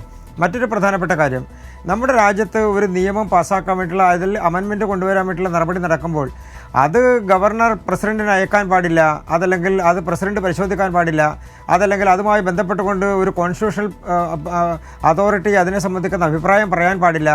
അതിനി കോടതിയിൽ മാത്രം ചോദ്യം ചെയ്യുമ്പോൾ കോടതി അതിൽ ഉത്തരം കണ്ടെത്തണം. അങ്ങനെയൊന്നും നമുക്ക് നമ്മുടെ ഭരണഘടനാ സംവിധാനങ്ങളിൽ അത് ആ തരത്തിലല്ലല്ലോ മുന്നോട്ട് പോകുന്നത്. ഏതെങ്കിലും തരത്തിൽ ഈ വിഷയത്തിൽ ഉയർന്നു വരാവുന്ന എല്ലാ വ്യത്യസ്ത അഭിപ്രായങ്ങളെയും പരിഗണിച്ച് അതൊക്കെയും പരിഹരിച്ച ശേഷമാണ് ഈ ബില്ല് പാസ്സാക്കിയത് എന്നുള്ളതാണ്. അത് നമ്മൾ കാണാതെ പോകരുത്.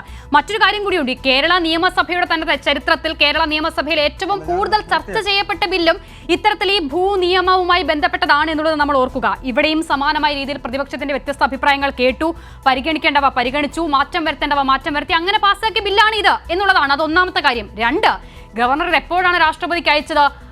അതിൽ നടപടി എടുക്കാതിരിക്കാൻ ഒരു സാധ്യതയും ഇല്ലാതാകുന്ന ഘട്ടത്തിലാണ്. അതുവരെ അതുപോലും ഗവർണർ ചെയ്തിട്ടില്ല എന്നുള്ളതാണ് ഇതിലെ രാഷ്ട്രീയം. ശ്രീ കൃഷ്ണദാസ് തുടരുക, ഞാൻ മടങ്ങിയെത്താം. ശ്രീ CV വർഗീസ്, നോക്കൂ, ഇത്രയേറെ സമയമെടുത്ത് ഗവർണർ ഈ വിഷയത്തിൽ പഠിക്കേണ്ട, തീരുമാനമെടുക്കേണ്ട, ആ നിലയിൽ ജനങ്ങളെ നാളെ ദോഷകരമായി ബാധിക്കാൻ പോകുന്ന ചില നിർദ്ദേശങ്ങൾ അടങ്ങിയതാണോ ഈ ബില്ല്? ഈ ബില്ലിനെ കുറിച്ച് പഠിക്കുമ്പോൾ, ഇതിലെ നിർദ്ദേശങ്ങളെ കുറിച്ച് പഠിക്കുമ്പോൾ എന്താണ് താങ്കൾക്ക് തോന്നുന്നത്? ഇതിനകത്ത് BJP കോൺഗ്രസിന്റെ കൂട്ടുകെട്ടിന്റെ വളരെ വ്യക്തമായ രാഷ്ട്രീയ ലക്ഷ്യം കേരള നിയമസഭ ഇടുക്കി ജില്ലയെ ബാധിക്കുന്ന മുഖ്യമായ പ്രശ്നത്തിൽ ബില്ല് നിയമം അവതരിപ്പിച്ചത് കേവലമായ ഒരു നിയമസഭയിൽ ഉയർന്നു വന്ന ഒരു അഭിപ്രായത്തിന്റെ അടിസ്ഥാനത്തിലല്ല.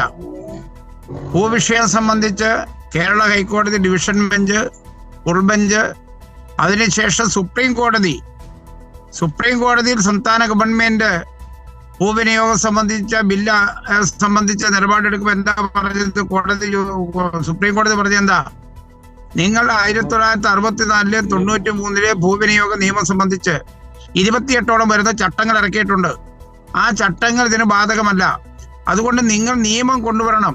93 64 ഭൂവിനിയോഗ ചട്ട നിയമം സർക്കാർ നിക്ഷിപ്തമായ നിയമം കൊണ്ടുവരാൻ ബഹുമാനപ്പെട്ട സുപ്രീം കോടതി കേരള ഗവൺമെന്റിനോട് ആവശ്യപ്പെട്ട സാഹചര്യത്തിലാണ് ഒരു നിയമത്തെ സംബന്ധിച്ച് സംസ്ഥാന ഗവൺമെന്റ് ആലോചിക്കേണ്ടി വന്നത്.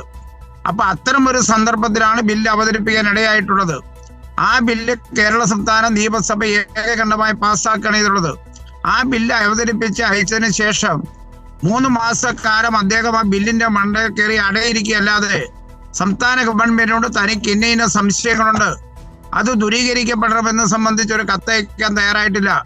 ഞങ്ങൾ അതിശക്തമായ സമരം നടത്താൻ തീരുമാനിച്ചപ്പോൾ അദ്ദേഹം ഇന്ന് തൊടുപുഴ വന്നപ്പോൾ അദ്ദേഹം പറഞ്ഞു, എനിക്ക് ഈ ബില്ലിനെ സംബന്ധിച്ച് സംശയം, അല്ലെ എനിക്ക് അവതരിപ്പിക്കുന്നതിന് എനിക്ക് തടസ്സമില്ല എന്ന് പറഞ്ഞു. അപ്പൊ അദ്ദേഹം എന്താ ചെയ്യേണ്ടത്?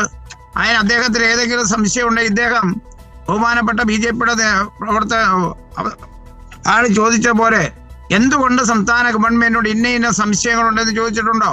ഇല്ല. അതുപോലെ തന്നെ അല്ലെങ്കിൽ തനിക്ക് സംശയമുണ്ടെങ്കിൽ രാഷ്ട്രപതിക്ക് അയക്കുന്നതിന് വേണ്ടി തയ്യാറായിട്ടുണ്ടില്ല. ഇതിനകത്ത് പ്രധാനപ്പെട്ട കാര്യം എന്താ? ഇടുക്കി ജില്ലയിൽ ഈ ബില്ല് പാസ്സാക്കി ഭൂവിനിയോഗ നിയമം കൊണ്ടുവരാതിരിക്കുന്നതിന് വേണ്ടി ഞാൻ മുമ്പ് സൂചിപ്പിച്ച പോലെ കോൺഗ്രസ്, BJP, പരിസ്ഥിതിവാദികൾ നടത്തിക്കൊണ്ടിരിക്കുന്ന ഒരു ഗൂഢാലോചന പിന്നിലുണ്ട്. കാരണം ലോക ഭൂപടത്തിൽ 52 ഇടങ്ങൾ ടൂറിസം പ്രാധാന്യമുള്ള മേഖലകളിൽ കേരളമുണ്ട്. അതിൽ 1ാം സ്ഥാനം നിൽക്കുന്ന ഇടുക്കിയാണ്. ഇടുക്കിയിലെ ടൂറിസത്തെ തകർക്കുന്നതിന് വേണ്ടി നടത്തിയിട്ടുള്ള നീക്കത്തിന്റെ ഭാഗമായിട്ടാണ്. അതുകൊണ്ടാണ് ഒപ്പിടാതിരിക്കുന്ന ഗവർണറെ പിന്തുണയ്ക്കാൻ കോൺഗ്രസിന് പ്രതിനിധിയായിട്ടുള്ള ഡീൻ കുര്യാക്കോസ് തയ്യാറായിട്ടുള്ളത്. കസ്തൂരിരംഗൻ ഈ ബില്ല് അവതരിക്കപ്പെട്ടതിന് ശേഷം ഇവിടെ കസ്തൂരിരംഗൻ ഗാർഗിൽ ഫണ്ട് PT തോമസ് ഫൗണ്ടേഷന് വേണ്ടി മേടിച്ച് ആ ഫണ്ട് എറണാകുളത്ത് വെച്ച് വിതരണം നടത്തിക്കൊണ്ട് PD സതീശൻ പ്രതിപക്ഷ നേതാവ് പറഞ്ഞത് കസ്തൂരിരംഗൻ ഗാർഗിൽ റിപ്പോർട്ട് നടപ്പാക്കുന്നതിന് വേണ്ടിയുള്ള നിലപാട് സ്വീകരിച്ച ആളുകളാണ് ഞാനും PT തോമസ് ഉൾപ്പെടെയുള്ള ആളുകൾ എന്ന് പറഞ്ഞു. അതിന്റെ പ്രതിയായി നിൽക്കുന്ന ഡീൻ കുര്യാക്കോസ് പറയുന്നു, ഈ ബില്ല് ഒപ്പിടാതിരിക്കുന്ന ഗവർണർക്ക് ഇടുക്കി ജില്ലയിൽ വന്നാൽ സംരക്ഷണം കൊടുക്കുമെന്ന് ഡീൻ കുര്യാക്കോസ് പറയണമെങ്കിൽ, BJP നേതൃത്വം അവർക്ക് ഗവർണർക്ക് സംരക്ഷണം കൊടുക്കുമെന്ന് പറയണമെങ്കിൽ തീർച്ചയായും ഇടുക്കി ജില്ലയെ സംബന്ധിച്ച് ജനങ്ങളുടെ ജീവിതത്തിന് കരുനിഴൽ വീഴ്ത്തിക്കൊണ്ട് ഇക്കാലം അത്രയും പോയി. അവരെ സംരക്ഷിക്കാൻ വേണ്ടി ഇടതുപക്ഷ ജനാധിപത്യമുള്ള ഗവൺമെന്റ് ഇച്ഛാശക്തിയോടുകൂടി നിലപാട് സ്വീകരിച്ചു. ആ നിലപാട് വന്നാൽ ഈ ബില്ല് ഗവർണർ ഒപ്പിടുന്നതിനോടുകൂടി ചട്ടമുണ്ടാക്കുന്നതിനോടുകൂടി ലോക ഭൂപടത്തിൽ ഇന്ന് ഉയർന്നു വന്നിരുന്ന ടൂറിസത്തിന്റെ ഏറ്റവും പ്രധാനപ്പെട്ട മേഖലയായി ഇടുക്കി മാറും. ഞാൻ ഒരു കാര്യം സൂചിപ്പിക്കാം. ഈ കഴിഞ്ഞ ഈസ്റ്റർ ക്രിസ്മസിന് ഈ ക്രിസ്മസിനും അതുപോലെ തന്നെ ന്യൂ ഇയർ ഘട്ടത്തിലും ഇടുക്കി ജില്ലയിൽ വന്ന് പോയ ആളുകൾ 2.5 ലക്ഷം ആളുകളാണ്. അത്രയും പ്രധാനപ്പെട്ട ടൂറിസം പ്രാധാന്യമുള്ള ഒരു ജില്ല. അപ്പൊ ആ ജില്ലയിൽ ടൂറിസത്തെ അട്ടിമറിക്കണമെങ്കിൽ, അതിന്റെ സാധ്യത നഷ്ടപ്പെടുത്തണമെങ്കിൽ ഈ ബില്ലിൽ ഒപ്പിടാതിരിക്കുക എന്നുള്ളത് നമ്മുടെ കൃത്യമായിട്ടുള്ള ഒരു അജണ്ട ഇതിന്റെ പിന്നിലുണ്ട്. ആ അജണ്ട വെറുതെ ഇല്ലാതെ കൊണ്ട് വേറെ സാങ്കേതികത്വം പറയേണ്ട കാര്യമില്ല.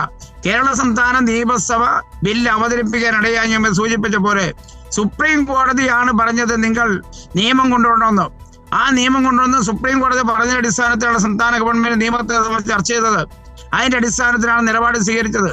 അപ്പോൾ ആ ബില്ല് ഒപ്പിടാതിരിക്കുന്നതിന് വേണ്ടി ഗവർണർ കളിക്കുന്നത് പച്ചയായ രാഷ്ട്രീയമാണ്. കാരണം ഇടുക്കി ജില്ലയെ സംബന്ധിച്ച് BJPക്ക് ഒന്നുമില്ല, ഒരു പഞ്ചായത്ത് പോലും BJPക്കില്ല.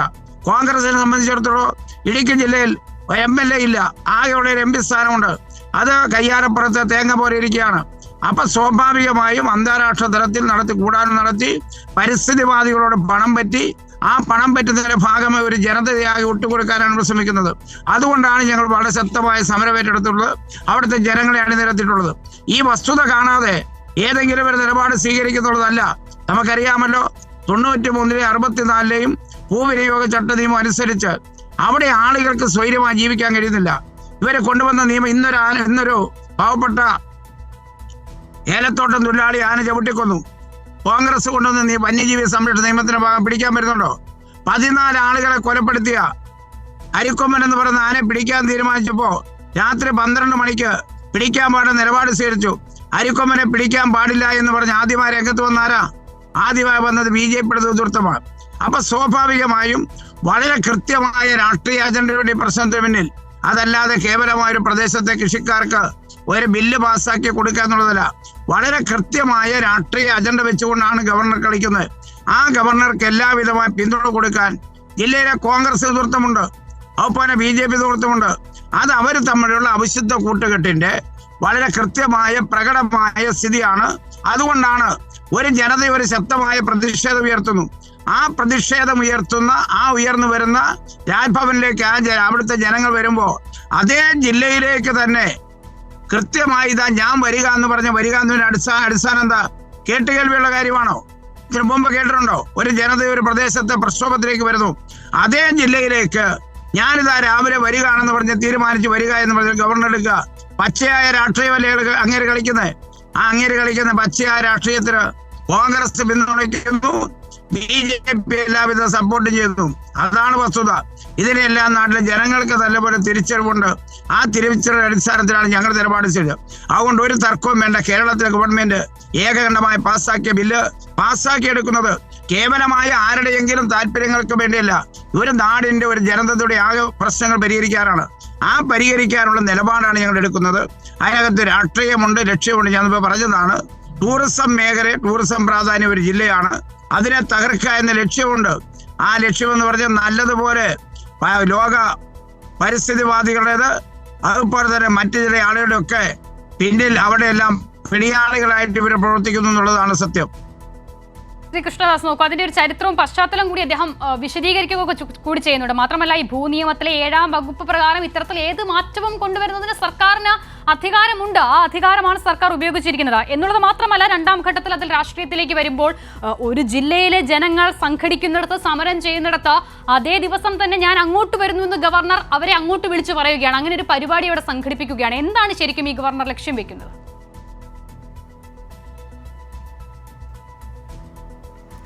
അക്ഷിത, CPMന്റെ പ്രതിനിധി ശ്രീ വർഗീസ് സൂചിപ്പിച്ചതാണ് ഇതിലെ രാഷ്ട്രീയം.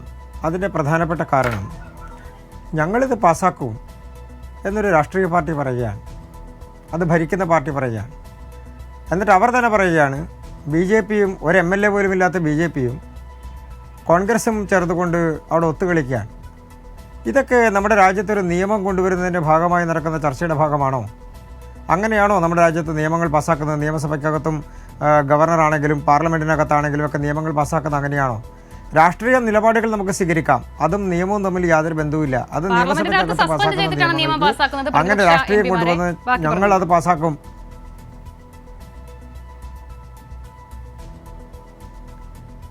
അക്ഷിതയ്ക്ക് അങ്ങനെ പറയാം, അതിൽ തെറ്റൊന്നുമില്ല.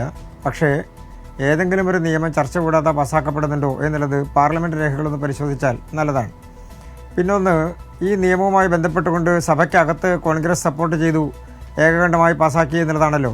പിന്നെ എന്തിൻ്റെ അടിസ്ഥാനത്തിലാണ് ഇടതുപക്ഷമാണെങ്കിലും UDF ആണെങ്കിലും ഒരുമിച്ച് പാസ്സാക്കിയ ഒരു നിയമം പ്രത്യേകമായി കോൺഗ്രസ് പുറത്തു വന്ന് എതിർക്കേണ്ട കാര്യം എന്താണ്? അപ്പോൾ എന്താണ് അതിനകത്തുള്ള രാഷ്ട്രീയ അജണ്ട? എന്താണ് അതിൻ്റെ പിന്നിലുള്ള വിഷയങ്ങൾ?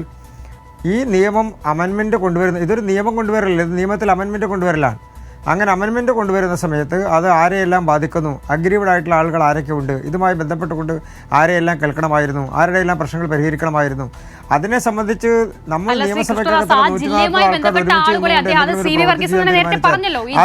അതെല്ലാം ജനം തൊണ്ടതൊടാതെ വിഴുങ്ങണമെന്നാണോ? നമ്മൾ കരുതുന്ന ആളുകളുമായി ഇതിന് മുൻപ് ചർച്ച നടത്തുകയും അവർ അവരുടെ ആകുലതകൾ സർക്കാരിനെ അറിയിക്കുകയും ഒക്കെ ചെയ്തിട്ടുണ്ട്. അങ്ങനെ ഒരുപാട് നടപടിക്രമങ്ങളിലൂടെ കടന്നു പോയിട്ടാണ് ഇതൊരു ബില്ലായി തന്നെ വരുന്നത്. അതിൽ പ്രതിപക്ഷം അവരുടേതായിട്ടുള്ള ചില ആവശ്യങ്ങൾ പറയുന്നു, അതുകൂടി പരിഗണിച്ചത് പാസ്സാക്കുന്നു. അല്ലാതെ ഒരു സുപ്രഭാതത്തിൽ ഇത് ബില്ലായി പുറപ്പെടുകയും ഗവർണറുടെ മുന്നിൽ എത്തുകയും അല്ല. ശ്രീ കൃഷ്ണദാസ്, ശരിക്കും ഈ ചർച്ചകളോട് തന്നെ, താങ്കൾ ഈ പറയുന്ന വാദങ്ങളുടെ തന്നെ ആവശ്യം അതിലില്ല.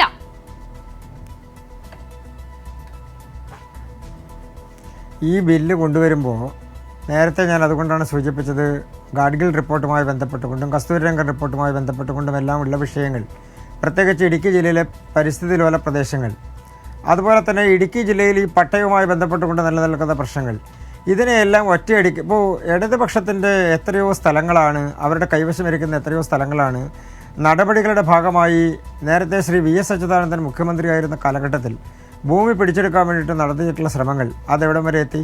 അതിൽ പിന്നെ എന്തെങ്കിലും നടന്നോ? ഇനി അതുമായി ബന്ധപ്പെട്ടുകൊണ്ട് പട്ടയ വിതരണം നടന്ന സ്ഥലങ്ങൾ, അതിൽ സാധാരണക്കാരായിട്ടുള്ള ആളുകൾക്ക് പട്ടയം കിട്ടിയോ? ഇപ്പോൾ ആർക്ക് വേണ്ടിയിട്ടാണ് ഈ മുറവിളി കൂട്ടുന്നത്? അത് പരിശോധിക്കപ്പെടേണ്ടതല്ലേ? ആർക്ക് വേണ്ടിയിട്ടാണ് ഈ പട്ടയവുമായി ബന്ധപ്പെട്ടുള്ള വിഷയത്തിൽ മുറവിളി നടക്കുന്നത്? ആരുടെ കയ്യിലിരിക്കുന്ന പട്ടയങ്ങൾ സാധൂകരിക്കാൻ വേണ്ടിയിട്ടാണ്? അപ്പോൾ പട്ടയം കൊടുത്തിട്ടുള്ള സാധാരണക്കാർ ഇടുക്കി ജില്ലയിൽ നൂറുകണക്കിന് ആളുകൾ പുറത്തു നിൽക്കാൻ, പട്ടയം കിട്ടി എല്ലാ വർഷവും നടക്കുന്ന പട്ടയമേളയിലും പട്ടയം കിട്ടി എന്ന് പറയുന്ന സാധാരണക്കാർ എത്രയോ കാലങ്ങളാണ് സമരം ചെയ്തത് ഇടുക്കി ജില്ലയുമായി ബന്ധപ്പെട്ടുകൊണ്ട്. മരത്തിൻ്റെ മുകളിൽ കയറി ആത്മഹത്യാ ഭീഷണി മുഴക്കിയത്, സെക്രട്ടേറിയറ്റിൻ്റെ മുൻപിൽ മരത്തിൻ്റെ മുകളിൽ കയറി ആത്മഹത്യാ ഭീഷണി മുഴക്കിയത്. അപ്പോൾ പട്ടയം കൊടുക്കുന്ന ആളുകൾക്ക് ബിസിനസ് നടത്താൻ വേണ്ടിയും പട്ടയം കിട്ടിയിട്ടുള്ള ആളുകളുടെ പ്രശ്നങ്ങൾ പരിഹരിക്കുമെന്ന് പറഞ്ഞുകൊണ്ട് നടക്കുന്ന ഇടുക്കി ജില്ലയിലെ നടപടികൾ എന്താണെന്നുള്ളത് ഈ നേതൃത്വമെല്ലാം വിശദീകരിക്കട്ടെ. അപ്പോൾ നിയമസഭയ്ക്കകത്ത് നിങ്ങൾ ഏതെങ്കിലും ഒരു അഡ്ജസ്റ്റ്മെൻ്റ് ഉണ്ടാക്കി കോൺഗ്രസും UDF കൂടി ചേർന്ന് ഞങ്ങളൊരു ബില്ല് പാസ്സാക്കിയെന്ന് പറഞ്ഞാൽ അതെല്ലാം നിയമപരമായി ചോദ്യം ചെയ്യപ്പെടില്ല എന്നാണ് ഉദ്ധരിച്ചിരിക്കുന്നത്. ഗവർണർ നാളെ ഒപ്പിടുന്നത് വരെ അത് ചോദ്യം ചെയ്യപ്പെടാതിരിക്കുള്ളൂ. ഗവർണർ നാളെ ഒപ്പിട്ടാൽ അതെല്ലാം ചോദ്യം ചെയ്യപ്പെടും. അങ്ങനെ ചോദ്യം ചെയ്യപ്പെടുമ്പോൾ അതിൻ്റെ സാങ്കത്യം പരിശോധിക്കുക എന്നുള്ളത് ഗവർണറുടെ ഓഫീസിൻ്റെ ബാധ്യതയാണ്. അതുകൊണ്ടാണ് ഞാൻ സൂചിപ്പിച്ചത്, നിയമമാക്കുന്നതിൽ എന്താ കുഴപ്പം എന്ന് ചോദിച്ചാൽ, അങ്ങനെ നിയമമാക്കുമ്പോൾ അത് ചോദ്യം ചെയ്യപ്പെട്ടാൽ റദ്ദ് ചെയ്യപ്പെടാനുള്ള സാധ്യതയുണ്ടോ എന്ന് പരിശോധിക്കുന്നതിൽ ഉത്തരവാദിത്തം കൂടി നിയമസഭയ്ക്കല്ല, അത് ഗവർണർക്കാണ്. കാരണം ബില്ല് പാസ്സാക്കാനുള്ള ഉത്തരവാദിത്തം മാത്രമേ നിയമസഭയ്ക്കുള്ളൂ. അതിൽ ആരെയൊക്കെ അത് ബാധിക്കും, നാളെ ഇതിൽ എന്തൊക്കെ ഉണ്ടാകാൻ സാധ്യതയുണ്ട്, ഇതൊക്കെ പരിഗണിച്ചിട്ടാണോ ഇതുവരെ കാലാകാലങ്ങളായി ഓരോ ബില്ലിലും ഈ സംസ്ഥാനത്തെ ഗവർണർമാർ ഒപ്പിട്ടിട്ടുള്ളത്? Lalkumar,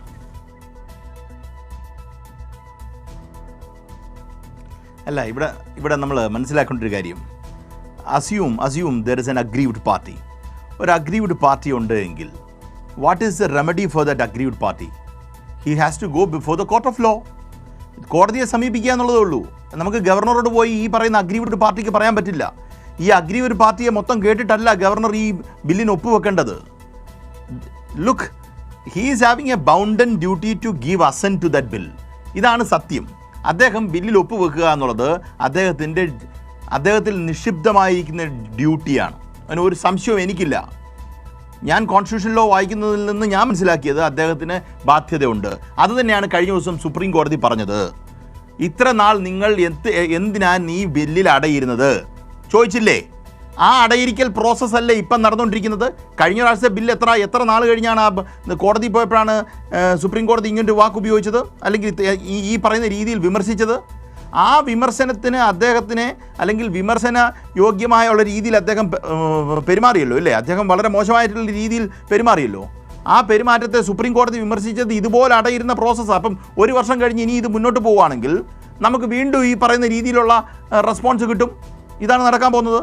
Look, what is his responsibility? His responsibility is to take a decision. അദ്ദേഹം പ്രസിഡന്റിൻ്റെ കൺസിഡറേഷൻ വെച്ചോട്ടെ. ഞാൻ വെക്കണ്ടെന്ന് ഞാനൊരു കാര്യം പറഞ്ഞില്ല. അത് ശരിയാണോ ഇല്ലയോ എന്നുള്ളത് മറ്റൊരു ചോദ്യം. അത് നമുക്ക് കോർട്ട് ഓഫ് ലോയുടെ മുന്നിൽ ചോദ്യം ചെയ്യാൻ പറ്റുന്ന കാര്യമാണ്. ഇതിൻ്റെ മണ്ടയ്ക്ക് ചുമ്മാതിരിക്കുക എന്നുള്ളതല്ല അദ്ദേഹത്തിൻ്റെ ഡ്യൂട്ടി. എത്ര നാൾ വേണം ഒരു കാര്യത്തിൽ ലീഗൽ ഒപ്പീനിയൻ തേടാൻ? എത്ര നാൾ? ഒരു എക്സാമ്പിൾ, ഈ ഒരു ലിറ്റിഗേഷൻ പ്രോസസ്സിനകത്ത് ഗവർണർ പാർട്ടിയാണെങ്കിൽ ഞാൻ 3 മാസം കഴിഞ്ഞിട്ടാണോ വരുന്നതാണോ പറയുന്നത്? അല്ലല്ലോ. So he has got the intellectual apparatus. എന്താണ്? ഗവർണറെ എയ്ഡ് ചെയ്യാൻ, ലീഗൽ എയ്ഡ് ചെയ്യാനുള്ള ആൾക്കാരുണ്ട്. അവർക്ക് തീരുമാനമെടുക്കാൻ അധികം നേരമൊന്നും വേണ്ട. ഉള്ള കാര്യം പറയാം. ഇത് സുപ്രീം കോടതി നമ്മളോട് പറഞ്ഞ് ഈ പറയുന്ന ഒരു നിയമനിർമ്മാണത്തിലേക്ക് വരുന്നു. അപ്പോൾ അവിടെ ഏതെങ്കിലും തരത്തിൽ വേറൊരു ലോയെ വയലേറ്റ് ചെയ്യുന്നുണ്ടോ എന്നുള്ളത് ഗവർണർ നോക്കേണ്ട കാര്യമില്ല. ഗവർണർ ഇപ്പോൾ ഒരു കാരണവശാലും നോക്കണ്ട കാര്യം. അത് നമ്മൾ സുപ്രീം കോടതി വരെ പോയ ശേഷം വന്നിരുന്ന് നമ്മൾ എനാക്ട് ചെയ്ത അമെൻമെൻ്റാണ്. And one important thing that you should understand, amendment is a law. അമെൻമെൻ്റ് എന്ന് പറഞ്ഞാൽ നിയമമാണ്.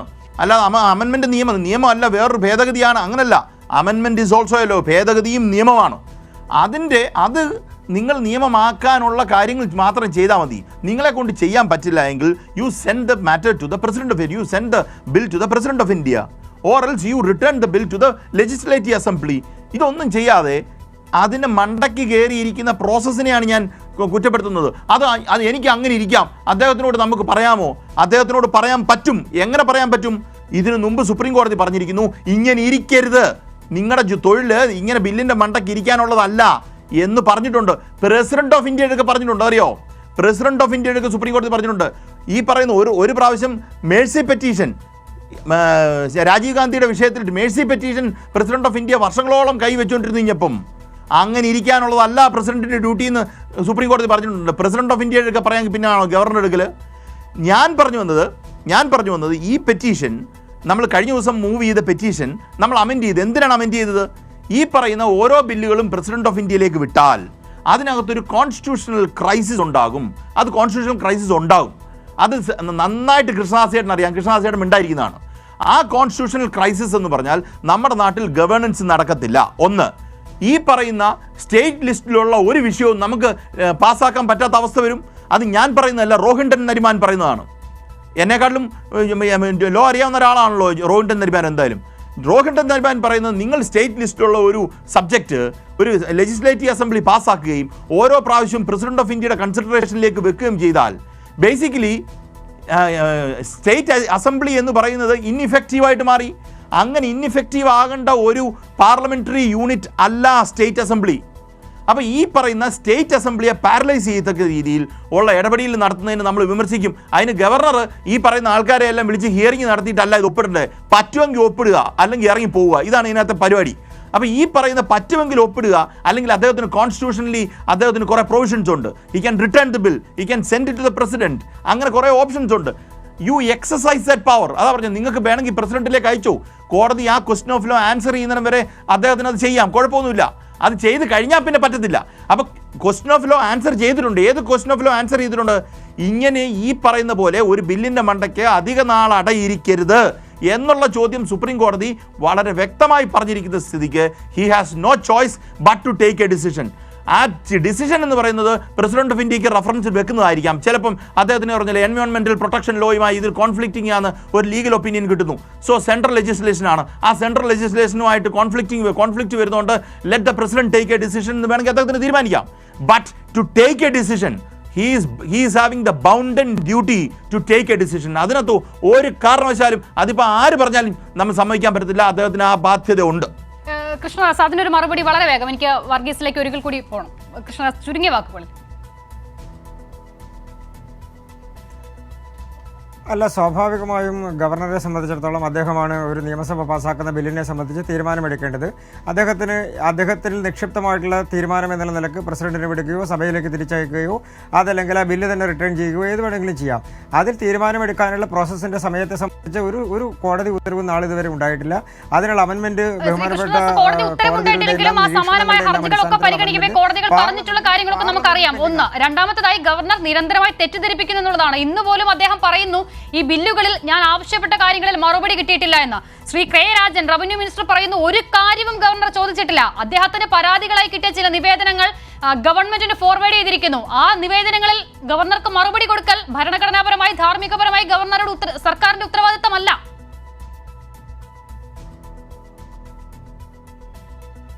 ഇതിൽ മന്ത്രിമാരാണോ കള്ളം പറയുന്നത് അതോ മറ്റാരെങ്കിലുമാണോ കള്ളം പറയുന്നതെന്ന് എനിക്കറിയില്ല. അതൊക്കെ അവരുടെ ഓഫീസുകൾ തമ്മിൽ നടക്കുന്ന എഴുത്തുകൂത്തുകളുടെ ഭാഗമായിട്ട് നടക്കുന്നതാണ്. കോടതികൾ നാളിതുവരെ ഒരു തരത്തിലുമുള്ള കേസുകളിൽ ഒരു പരിഗണനയിലും വന്നിട്ടുള്ള കേസുകളിൽ ഗവർണർക്കെതിരായോ പ്രസിഡന്റിനെതിരായോ ഈ തരത്തിൽ ടൈം ലൈൻ വെച്ചുകൊണ്ട് ഒരു ഡിസിഷൻ നാളിതുവരെ ഉണ്ടായിട്ടില്ല. വാദത്തിനിടയിൽ ചോദ്യം ചോദിച്ചിട്ടുണ്ടാവാം, വാദത്തിനിടയിൽ നിങ്ങൾക്ക് എന്തുകൊണ്ട് ഒപ്പിട്ടുകൂടാ എന്ന് ചോദിച്ചിട്ടുണ്ടാവാം, അല്ലെങ്കിൽ നിങ്ങൾ എന്തിനാണത് ഡിലേ ആക്കുന്നതെന്ന് ചോദിച്ചിട്ടുണ്ടാവാം. പക്ഷേ അത് റിട്ടേൺ ആയ ഒരു ഓർഡർ, ഒരു ജഡ്ജ്മെൻറ്റ് എന്ന നിലക്ക് നാളിതുവരെ വന്നിട്ടില്ല. അതുമായി ബന്ധപ്പെട്ടുകൊണ്ടുള്ള നിരീക്ഷണങ്ങൾ ഉണ്ടായിട്ടുണ്ട്, അല്ലെങ്കിൽ കോടതിയുടെ ഭാഗത്തു നിന്നുള്ള അഭിപ്രായ പ്രകടനങ്ങൾ ഉണ്ടായിട്ടുണ്ട്. അതിൻ്റെ എല്ലാം അടിസ്ഥാനത്തിലാണ് ഇത് സംബന്ധിച്ചിട്ടുള്ള ബില്ല് പാർലമെൻറ്റിൽ പെൻഡിംഗ് ഇരിക്കുന്നത്. ഇതിന് ടൈം ഫ്രെയിം വെക്കണോ, ഇതിൽ ഇത്ര നാൾക്കുള്ളിൽ പാസ്സാക്കണോ എന്നുള്ളതിനെ സംബന്ധിച്ചുള്ള ബില്ല് ബഹുമാനപ്പെട്ട പാർലമെൻറ്റിന് മുൻപിൽ ഇരിക്കുകയാണ്. അത് പാസ്സാക്കിയിട്ടില്ലല്ലോ. അപ്പോൾ സ്വാഭാവികമായും ആ തരത്തിലുള്ള വിഷയങ്ങളെ സംബന്ധിച്ച് മുന്നിലിരിക്കുന്നത് എന്നുള്ളതാണ് ഇതിലെ പ്രശ്നം. അത് നമ്മൾ മനസ്സിലാക്കണമല്ലോ. എത്രയായാലും ശ്രീ വർഗീസ്, താങ്കൾ തന്നെ പറഞ്ഞ ചോദ്യത്തിന് അല്പം മുമ്പ് കൃഷ്ണദാസ് ഒരു പൊളിറ്റിക്കൽ മറുപക്ഷം അതിൽ പറയുന്നു. നോക്കൂ, നിയമസഭയ്ക്കകത്ത് പ്രതിപക്ഷവും ഒരേ സ്വരത്തിൽ പാസാക്കിയ ബില്ലിന് ഇടുക്കിയിൽ കോൺഗ്രസ് ഉൾപ്പെടെയുള്ള കക്ഷികൾ എന്തിന് പ്രതിഷേധം തീർക്കണം എന്നുള്ളത്. അപ്പോൾ അങ്ങനെ പ്രതിഷേധിക്കാനുള്ള കാരണമായി അവർ ഈ നിയമ ഭേദഗതിയിൽ കാണുന്നത് എന്താണ്? ഷഹന, ഒരു കാര്യമാ ഇവിടെ പ്രിയപ്പെട്ട കൃഷ്ണദാസ് മനസ്സിലാക്കേണ്ടത്, 1860 യൂറോപ്യൻ സംസ്കൃതിയോടുകൂടി ഇടുക്കി ജില്ലയിൽ മനുഷ്യവാസം ആരംഭിച്ചതാണ്. 1982 കൊണ്ടുവന്ന വനഭൂമി സംരക്ഷണ നിയമത്തെ തുടർന്ന്, പരിസ്ഥിതി സംരക്ഷണ നിയമത്തെ തുടർന്ന് 1991 കോടതിയിൽ എത്തുന്നിടം വരെയും ഇടുക്കി ജില്ലയെ സംബന്ധിച്ച് യാതൊരുവിധമായ ഭൂപ്രശ്നങ്ങൾ ഉണ്ടായിരുന്നില്ല. അവിടെ ഒരു കയ്യേറ്റക്കാരുടെ പ്രശ്നം ഉണ്ടായിരുന്നില്ല. ഇതിനകത്ത് പ്രധാനപ്പെട്ട കാര്യം ഞാൻ മുമ്പ് സൂചിപ്പിച്ചതാണ്. ഒന്ന്, പ്രിയപ്പെട്ട കൃഷ്ണദാസ് ഉൾപ്പെടെ മനസ്സിലാക്കേണ്ട കാര്യം, ലോക ഭൂപടത്തിൽ ടൂറിസം പ്രാധാന്യമായ ഒരു ജില്ല, ആ ജില്ലയുടെ ടൂറിസത്തിന് സാധ്യത ഈ ബില്ല് പാസ്സാക്കുന്നതോടു കൂടി ഉണ്ടാകുന്ന ഒരു മുന്നേറ്റം, ഒരു പുരോഗതി ഉണ്ട് കേരളീയ സമൂഹത്തിന്. അതിന്റെ ഭാഗമായി ഇടുക്കി ജില്ലയിൽ ജനങ്ങൾ വൻപിച്ച ജീവിതത്തിന്റെ പുരോഗതിയുടെ അന്തരീക്ഷത്തിലെത്തും. അങ്ങനെ എത്തുമ്പോൾ അവിടെ BJPക്ക് യാതൊരു ഇടങ്ങളുമില്ല. ഇന്ന് കോൺഗ്രസിന് MLA-മാരില്ലാതെ 20 വർഷക്കാലം പൂർത്തിയാക്കിയിരിക്കുന്ന ഒരു ജില്ലയാണ് ഇടുക്കി ജില്ല. പണ്ട് കാലഘട്ടങ്ങളിൽ കോൺഗ്രസിന് കുത്തകയായിരുന്ന പ്രദേശമാണ്. അപ്പൊ ഇടതുപക്ഷ രാഷ്ട്രീയത്തിന് വലിയ നിലയിലുള്ള ബഹുജന സ്വാധീനം വർദ്ധിച്ചു വരുന്ന ഒരു പ്രദേശമാണ്. അങ്ങനെ വരുമ്പോ ഞാൻ മുമ്പ് പറഞ്ഞ പോലെയാണ്, BJPക്കോ കോൺഗ്രസിനോ അവിടെ യാതൊരു ഇടം നേടാൻ കഴിയാതെ വരികയും ഇടതുപക്ഷ രാഷ്ട്രീയത്തിന് വലിയ സ്വാധീനം ഉണ്ടാവുകയും അതിന്റെ ഭാഗമായി അവിടുത്തെ ജനവിഭാഗങ്ങളുടെ പുരോഗതിയുടെ അവർക്ക് ആവശ്യമായ വഴിത്താര തുറന്നു കൊടുത്തത് ഇടതുപക്ഷ രാഷ്ട്രീയമാണ്, പ്രധാനപ്പെട്ട ഇടതുപക്ഷ ഗവൺമെന്റ് ആണ് എന്ന തിരിച്ചറിവ് ആ പ്രദേശത്ത് ജനങ്ങൾക്കുണ്ടാകുമ്പോൾ ഇവരിന്ന് നേരിടുന്നതിനേക്കാൾ കുറെ കൂടെ തകർച്ചയിലേക്ക് പോകും. അത് രാഷ്ട്രീയമായ അവരുടെ അധപതനത്തിന്റെ ആഴക്കടലിലേക്ക് അവർ വലിച്ചെറിയപ്പെടും എന്നുള്ളത് കൊണ്ട് വളരെ കൃത്യമായ രാഷ്ട്രീയ അജണ്ടയുടെ ഭാഗമായിട്ടാണ്. ഒരു കാര്യം കൂടെ പറയട്ടെ, ഈ ബില്ല് സെപ്റ്റംബർ മാസം 2-ാം തീയതി നിയമസഭയിൽ അവതരിപ്പിക്കുമ്പോൾ ആ ബില്ല് കത്തിച്ചവരാണ് UDF നേതൃത്വം. എന്നാൽ 14-ാം തീയതി ബില്ല് അവതരിപ്പിക്കുമ്പോൾ ആ ബില്ലിനെ അവർ എന്തുകൊണ്ട് ഏകണ്ഠമായി അംഗീകരിക്കാനിടയായി? ഈ ബില്ല് പാസ്സാക്കാതിരുന്നാൽ, ബില്ലിനെതിരായി നിലപാട് സ്വീകരിച്ചാൽ നിയമസഭയ്ക്കകത്ത് ശ്രീമാൻ PJ ജോസഫ് ഉൾപ്പെടെയുള്ള ആളുകൾ ഈ ബില്ലിനെ എതിർത്താൽ അവർക്കെതിരെ വരുന്ന ജനവികാരം എന്താണെന്ന് അവർക്കറിയാം. ജില്ലയിലെ ഭൂപ്രശ്നങ്ങളുമായി ബന്ധപ്പെട്ട് ഏറ്റവും കൂടുതൽ കേസ് നടത്തിയിട്ടുള്ളയാൾ മാത്യു കുഴൽനാടനാണ്. മാത്യു കുഴൽനാടൻ ഈ ബില്ലിനെ അവതരണ ഘട്ടത്തിൽ എതിർത്തയാളാണ്. പക്ഷെ നിയമസഭയിൽ ബില്ല് പാസ്സാകുന്നതിന് വേണ്ടി ഒരു എന്ത് ചെയ്തു? ഏകകണ്ഠമായി അംഗീകരിക്കപ്പെടുന്ന സ്ഥിതിയുണ്ടായി. അപ്പൊ കേരളത്തിലെ കോൺഗ്രസിന് പ്രഭുവന്മാരായ MLA-മാരുൾപ്പെടെ ആ ബില്ല് പാസ്സാക്കുമ്പോൾ, എന്നാൽ അവിടെ ഇപ്പൊ D.M. കുര്യാക്കോസും BJP നടത്തിയിരിക്കുന്ന അന്തർനാടകം എന്ന് പറയുന്നത് പാർലമെന്റ് തെരഞ്ഞെടുപ്പ് BJPയോട് ഉപയോഗപ്പെടുത്തി എങ്ങനെ വരാൻ കഴിയുമോ? അതല്ലേ ഞങ്ങൾ ചോദിക്കട്ടെ, അവിടെ ഏതെങ്കിലും ഒരു സന്ദർഭം ഉണ്ടോ? വളരെ പെട്ടെന്ന് ഉണ്ടിരുന്ന നായർ കുൾവിളി പോലെ എന്ന് പറഞ്ഞതുപോലെ അവിടെ സമാധാനപരമായ ഹർത്താൽ നടക്കുന്നു. വ്യാപാരി വ്യവസായ സമിതിയുടെ ജീവകാരുണ്യ പ്രവർത്തനത്തിൽ ഇടതുപക്ഷ ജനാധിപത്യത്തിലൂടെ യാതൊരു തടസ്സവും ഉണ്ടാക്കൂല. ടൂറിസം മേഖല ഒഴിവാക്കി, ആരാധനാലയങ്ങൾ അതുപോലെ തന്നെ തീർത്ഥാടകരെ എല്ലാം ഒഴിവാക്കിക്കൊണ്ട് ഹർത്താൽ സമാധാനപരമായി നടത്തുമ്പോൾ അവിടെ ഞങ്ങൾ ഗവർണർക്ക് പിന്തുണ കൊടുക്കും, സംരക്ഷിക്കുമെന്ന് D.M. കുര്യാക്കോസ് പറയാൻ ഇടയായ സാരി എന്താ? BJPയുടെ നേതാക്കന്മാർ അവിടെ ഇന്ന് രാവിലെ സംഘടിച്ചല്ലോ, ഗവർണർ വരുമ്പോൾ അതിന്റെ പിന്നിലുള്ള രഹസ്യം എന്താ? അതുകൊണ്ട് അത് കൃത്യമായ രാഷ്ട്രീയ അജണ്ടയാണ്. ആ രാഷ്ട്രീയ അജണ്ടയുടെ ആയുധമായി ഗവർണർ പ്രവർത്തിക്കുന്നു. ആ രാഷ്ട്രീയ അജണ്ടയുടെ കൃത്യമായ ഉത്തരമാണ് ഞങ്ങൾ രാജ്ഭവനിലേക്ക് മാർച്ച് ചെയ്യാൻ 10,000-കണക്കായ ആളുകൾ പോരുമ്പോൾ അതേ ജില്ലയിലേക്ക്, ആ ജില്ലയിലേക്ക് തന്നെ ഗവർണർ വരിക എന്ന് പറഞ്ഞ പച്ചയായ രാഷ്ട്രീയമല്ലേ? ഈ കേരളത്തിന്റെ ചരിത്രത്തിൽ കേട്ടിട്ടുണ്ടോ? ഒരു സാമാന്യമായ മര്യാദയുടെ അല്ലെങ്കിൽ സാമാന്യമായ പ്രതിപക്ഷ മര്യാദയോ ഒരു ഭരണഘടനാ ജനവികാരം മാനിക്കുന്ന ഒരാൾ ഒരു ഭരണാധികാരിയാണെങ്കിൽ തീർച്ചയായിട്ടും ഇന്ന് ആരിഫ് മുഹമ്മദ് ഖാൻ ഇടുക്കിയിലേക്ക് പരിപാടി ഇടുവോ? അപ്പൊ സ്വാഭാവികമായിട്ട് എന്താ, വളരെ കൃത്യമായി അതിനെ ഉപയോഗപ്പെടുത്തി ഒരു കലാപം ഉണ്ടാക്കുക. അങ്ങനെ കലാപം ഉണ്ടാക്കി കേരളത്തിലെ ഇടതുപക്ഷ ജനാധിപത്യ മുന്നണിക്കെതിരായിട്ടൊരു നിയമസമാധാന പ്രശ്നം ഉയർത്തിക്കൊണ്ടുവന്ന് ഒരു കലാപം ഉണ്ടാക്കി ഈ ഗവൺമെന്റിനെ പ്രതിക്കൂട്ടി നിർത്താൻ വേണ്ടി കോൺഗ്രസും BJP നടത്തിയ വളരെ കൃത്യമായ അജണ്ടയാണ്. ആ അജണ്ടയുടെ ഭാഗമായിട്ടാണ്. അല്ലെ അത്ര നിലപാടെടുക്കേണ്ട കാര്യമുണ്ടോ? അപ്പൊ സ്വാഭാവികമായും വളരെ സമാധാനപരമായി അവിടെ ഹർത്താൽ നടന്നു. 10,000-കണക്കിന് ആളുകൾ ഇവിടെ സമരത്തിലേക്ക് വന്നു. അപ്പോൾ അവിടെ എത്തിയപ്പോൾ അദ്ദേഹം പറയുകയാണ്, ബില്ലിനെ സംബന്ധിച്ച് എനിക്ക് കാര്യമായ പ്രശ്നമൊന്നുമില്ല, എനിക്ക് സംശയങ്ങളൊന്നുമില്ല എന്ന് പറയും. എന്നിട്ടുണ്ട് ആരോ അവിടുന്ന് BJPയുടെ നേതാക്കന്മാർ ഒരു വിഘടനവാദ സംഘടന കൊണ്ട് കൊടുത്തൊരു കത്ത്, ആ കത്തിന് വിശദീകരണം ചോദിക്കുന്നതിന് പകരം ആ കിട്ടിയ പെറ്റീഷൻ സംസ്ഥാന ഗവൺമെന്റിലേക്ക് അയച്ചു കൊടുത്തിട്ട് ഇന്നാണ് അദ്ദേഹം പറയുന്നത് സംസ്ഥാന ഗവൺമെന്റിനോട് ഞാൻ വിശദീകരണം ചോദിച്ചിട്ട് എനിക്ക് കിട്ടിയിട്ടില്ല. അപ്പോഴാണ് ബഹുമാനപ്പെട്ട റവന്യൂ മന്ത്രി പറഞ്ഞത് വിശദീകരണമല്ല ചോദിച്ചത്, അദ്ദേഹത്തിന് ബില്ല് അവതരിപ്പിക്കരുത്, ബില്ല് ഒപ്പിടരുത് എന്ന് പറഞ്ഞ് ഇടുക്കി ജില്ലയിൽ പ്രവർത്തിക്കുന്ന ഏതാനും വിഘടനവാദ സംഘടനകൾ കൊണ്ട് കൊടുത്ത കത്ത്, ആ കത്ത് കൊണ്ടുപോയി ഗവൺമെന്റിലേക്ക് അയച്ചിട്ട് അതിന് വിശദീകരണം തരണമെന്ന് പറയുന്ന ഏത് ഭരണഘടനാപര വ്യവസ്ഥയുടെ അടിസ്ഥാനത്തിലാ? അപ്പൊ സ്വാഭാവികമായും ഇത്തരം ഒരു നിലപാട് സ്വീകരിക്കുന്നത് അങ്ങേയറ്റം തികച്ച രാഷ്ട്രീയമാണ്. ആ രാഷ്ട്രീയമാണ് ഇന്ന് ഗവർണർ നടത്തിക്കൊണ്ടിരിക്കുന്നത്. ഈ വിഷയത്തിനകത്തും അദ്ദേഹം നിലപാട് സ്വീകരിച്ചുള്ളത്. ഇപ്പൊ വിദ്യാഭ്യാസ മേഖലയാണെങ്കിൽ കേന്ദ്ര സംസ്ഥാന ഗവൺമെന്റുകൾ തമ്മിൽ ആശയപരമായ വ്യത്യസ്ത അഭിപ്രായമുണ്ടെന്ന് പറയാം. സർവകലാശാലയെ ബന്ധപ്പെട്ട് അല്ലെ കേരളത്തിൽ അവതരിപ്പിച്ച ആരോഗ്യ മേഖലയോ ബന്ധപ്പെട്ട പ്രശ്നത്തിനകത്ത് കേന്ദ്ര സംസ്ഥാന ഗവൺമെന്റുകൾ തമ്മിൽ ആശയപരമായ വ്യത്യാസ അഭിപ്രായമുണ്ട്.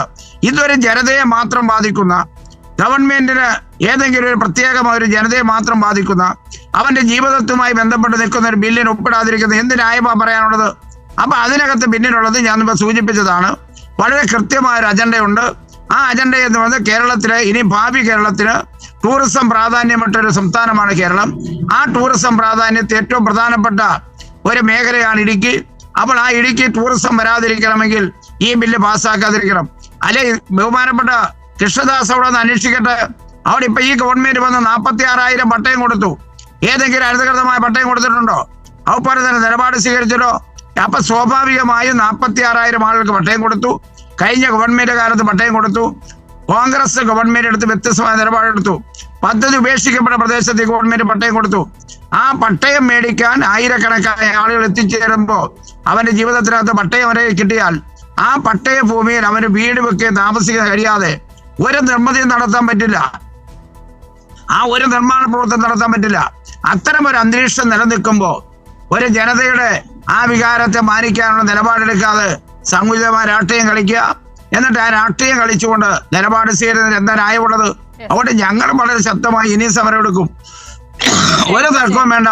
ഞങ്ങൾക്ക് ഇതിനെ നിയമപരമായി നേരിടാൻ കഴിയുമെങ്കിൽ സുപ്രീം കോടതിയെ സമീപിക്കാമെങ്കിൽ ഞങ്ങൾ ആലോചിച്ചിട്ടുണ്ട്. തീർച്ചയായും പോയിന്റ് വളരെ ക്ലിയർ ആണ്. ശ്രീ കൃഷ്ണദാസ്, നോക്കൂ, പണ്ട് ഏതൊരു സിനിമയിൽ പറഞ്ഞതുപോലെ തോക്ക് തരാം പക്ഷേ വെടിവെക്കരുത് എന്ന് പറഞ്ഞതുപോലെയാണ് ഇടുക്കി ജില്ലയിലെ സാധാരണക്കാരായ ജനങ്ങളുടെ അവസ്ഥ. അതിന് മാറ്റം വരുന്നതാണ് ഈ നിയമ ഭേദഗതി എന്നുള്ളതാണ് CB വർഗീസ് വിശദീകരിക്കാൻ ശ്രമിക്കുന്നത്. ആ ചോദ്യത്തിന് മറുപടി വേണം, അത് ചോദ്യമായി നിൽക്കട്ടെ. കൃഷ്ണദാസ് പറഞ്ഞോളൂ.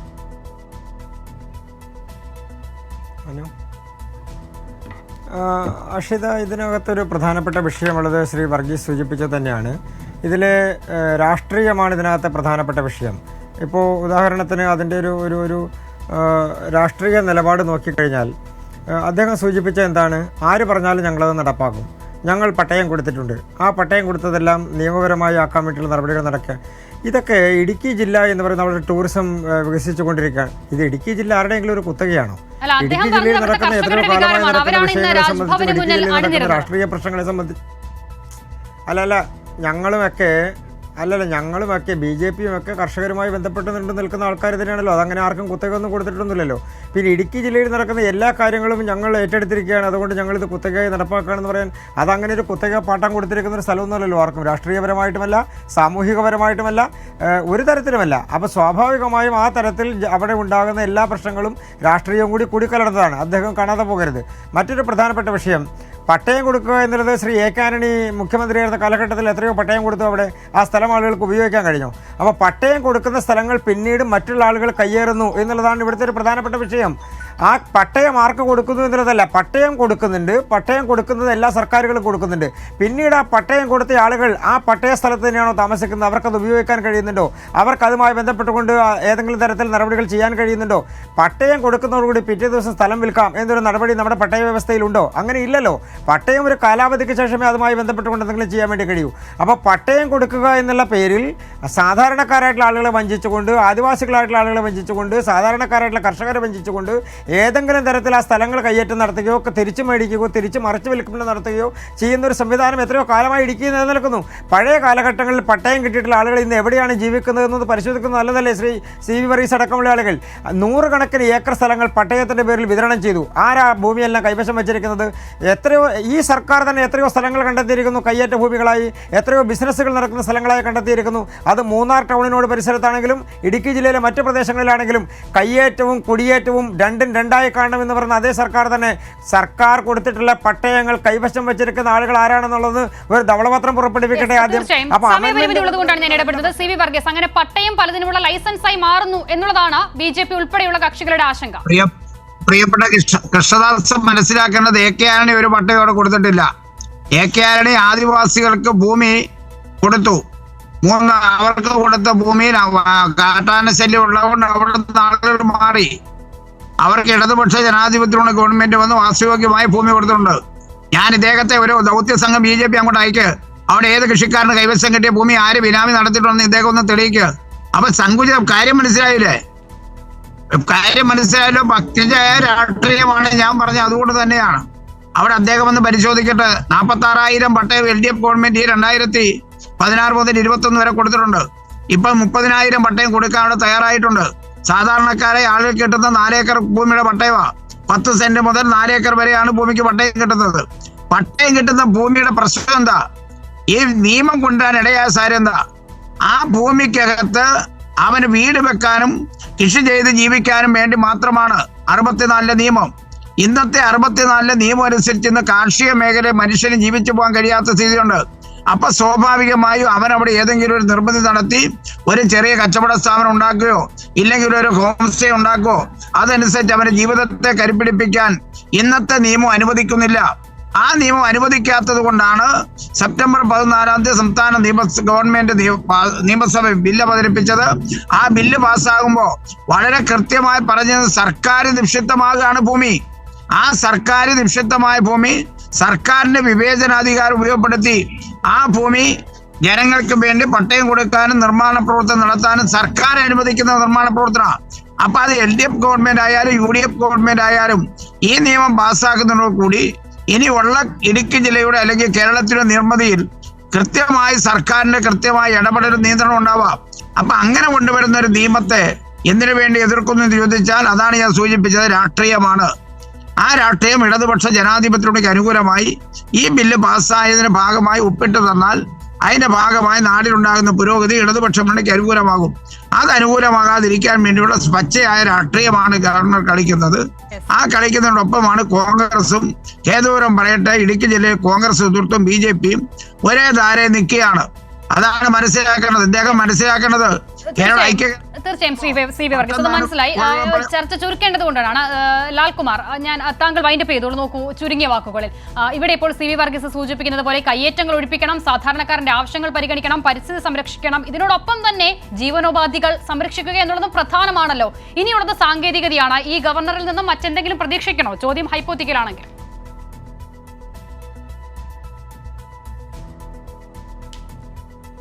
അല്ല, ഇതിനകത്ത് ചോദ്യം കൃഷ്ണദാസേട്ടൻ പറയുന്നത് ഒരു അപ്പാരന്റ് ഇല്ലീഗൽ ആക്ടിവിറ്റി ഉണ്ട് എങ്കിൽ, അപ്പാരന്റ് ഇല്ലീഗൽ ആക്ടിവിറ്റി ഉണ്ടെങ്കിൽ ഗവർണർക്ക് അതിനകത്ത് എന്താ റോള്?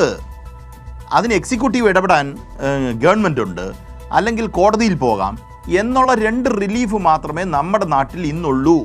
നമ്മൾ ഗവർണർ പരാതി കൊടുത്ത് ഗവർണർക്ക് അതിന് സോൾവ് ചെയ്യാനുള്ള ഒരു പരിപാടി ഈ നാട്ടിലില്ല.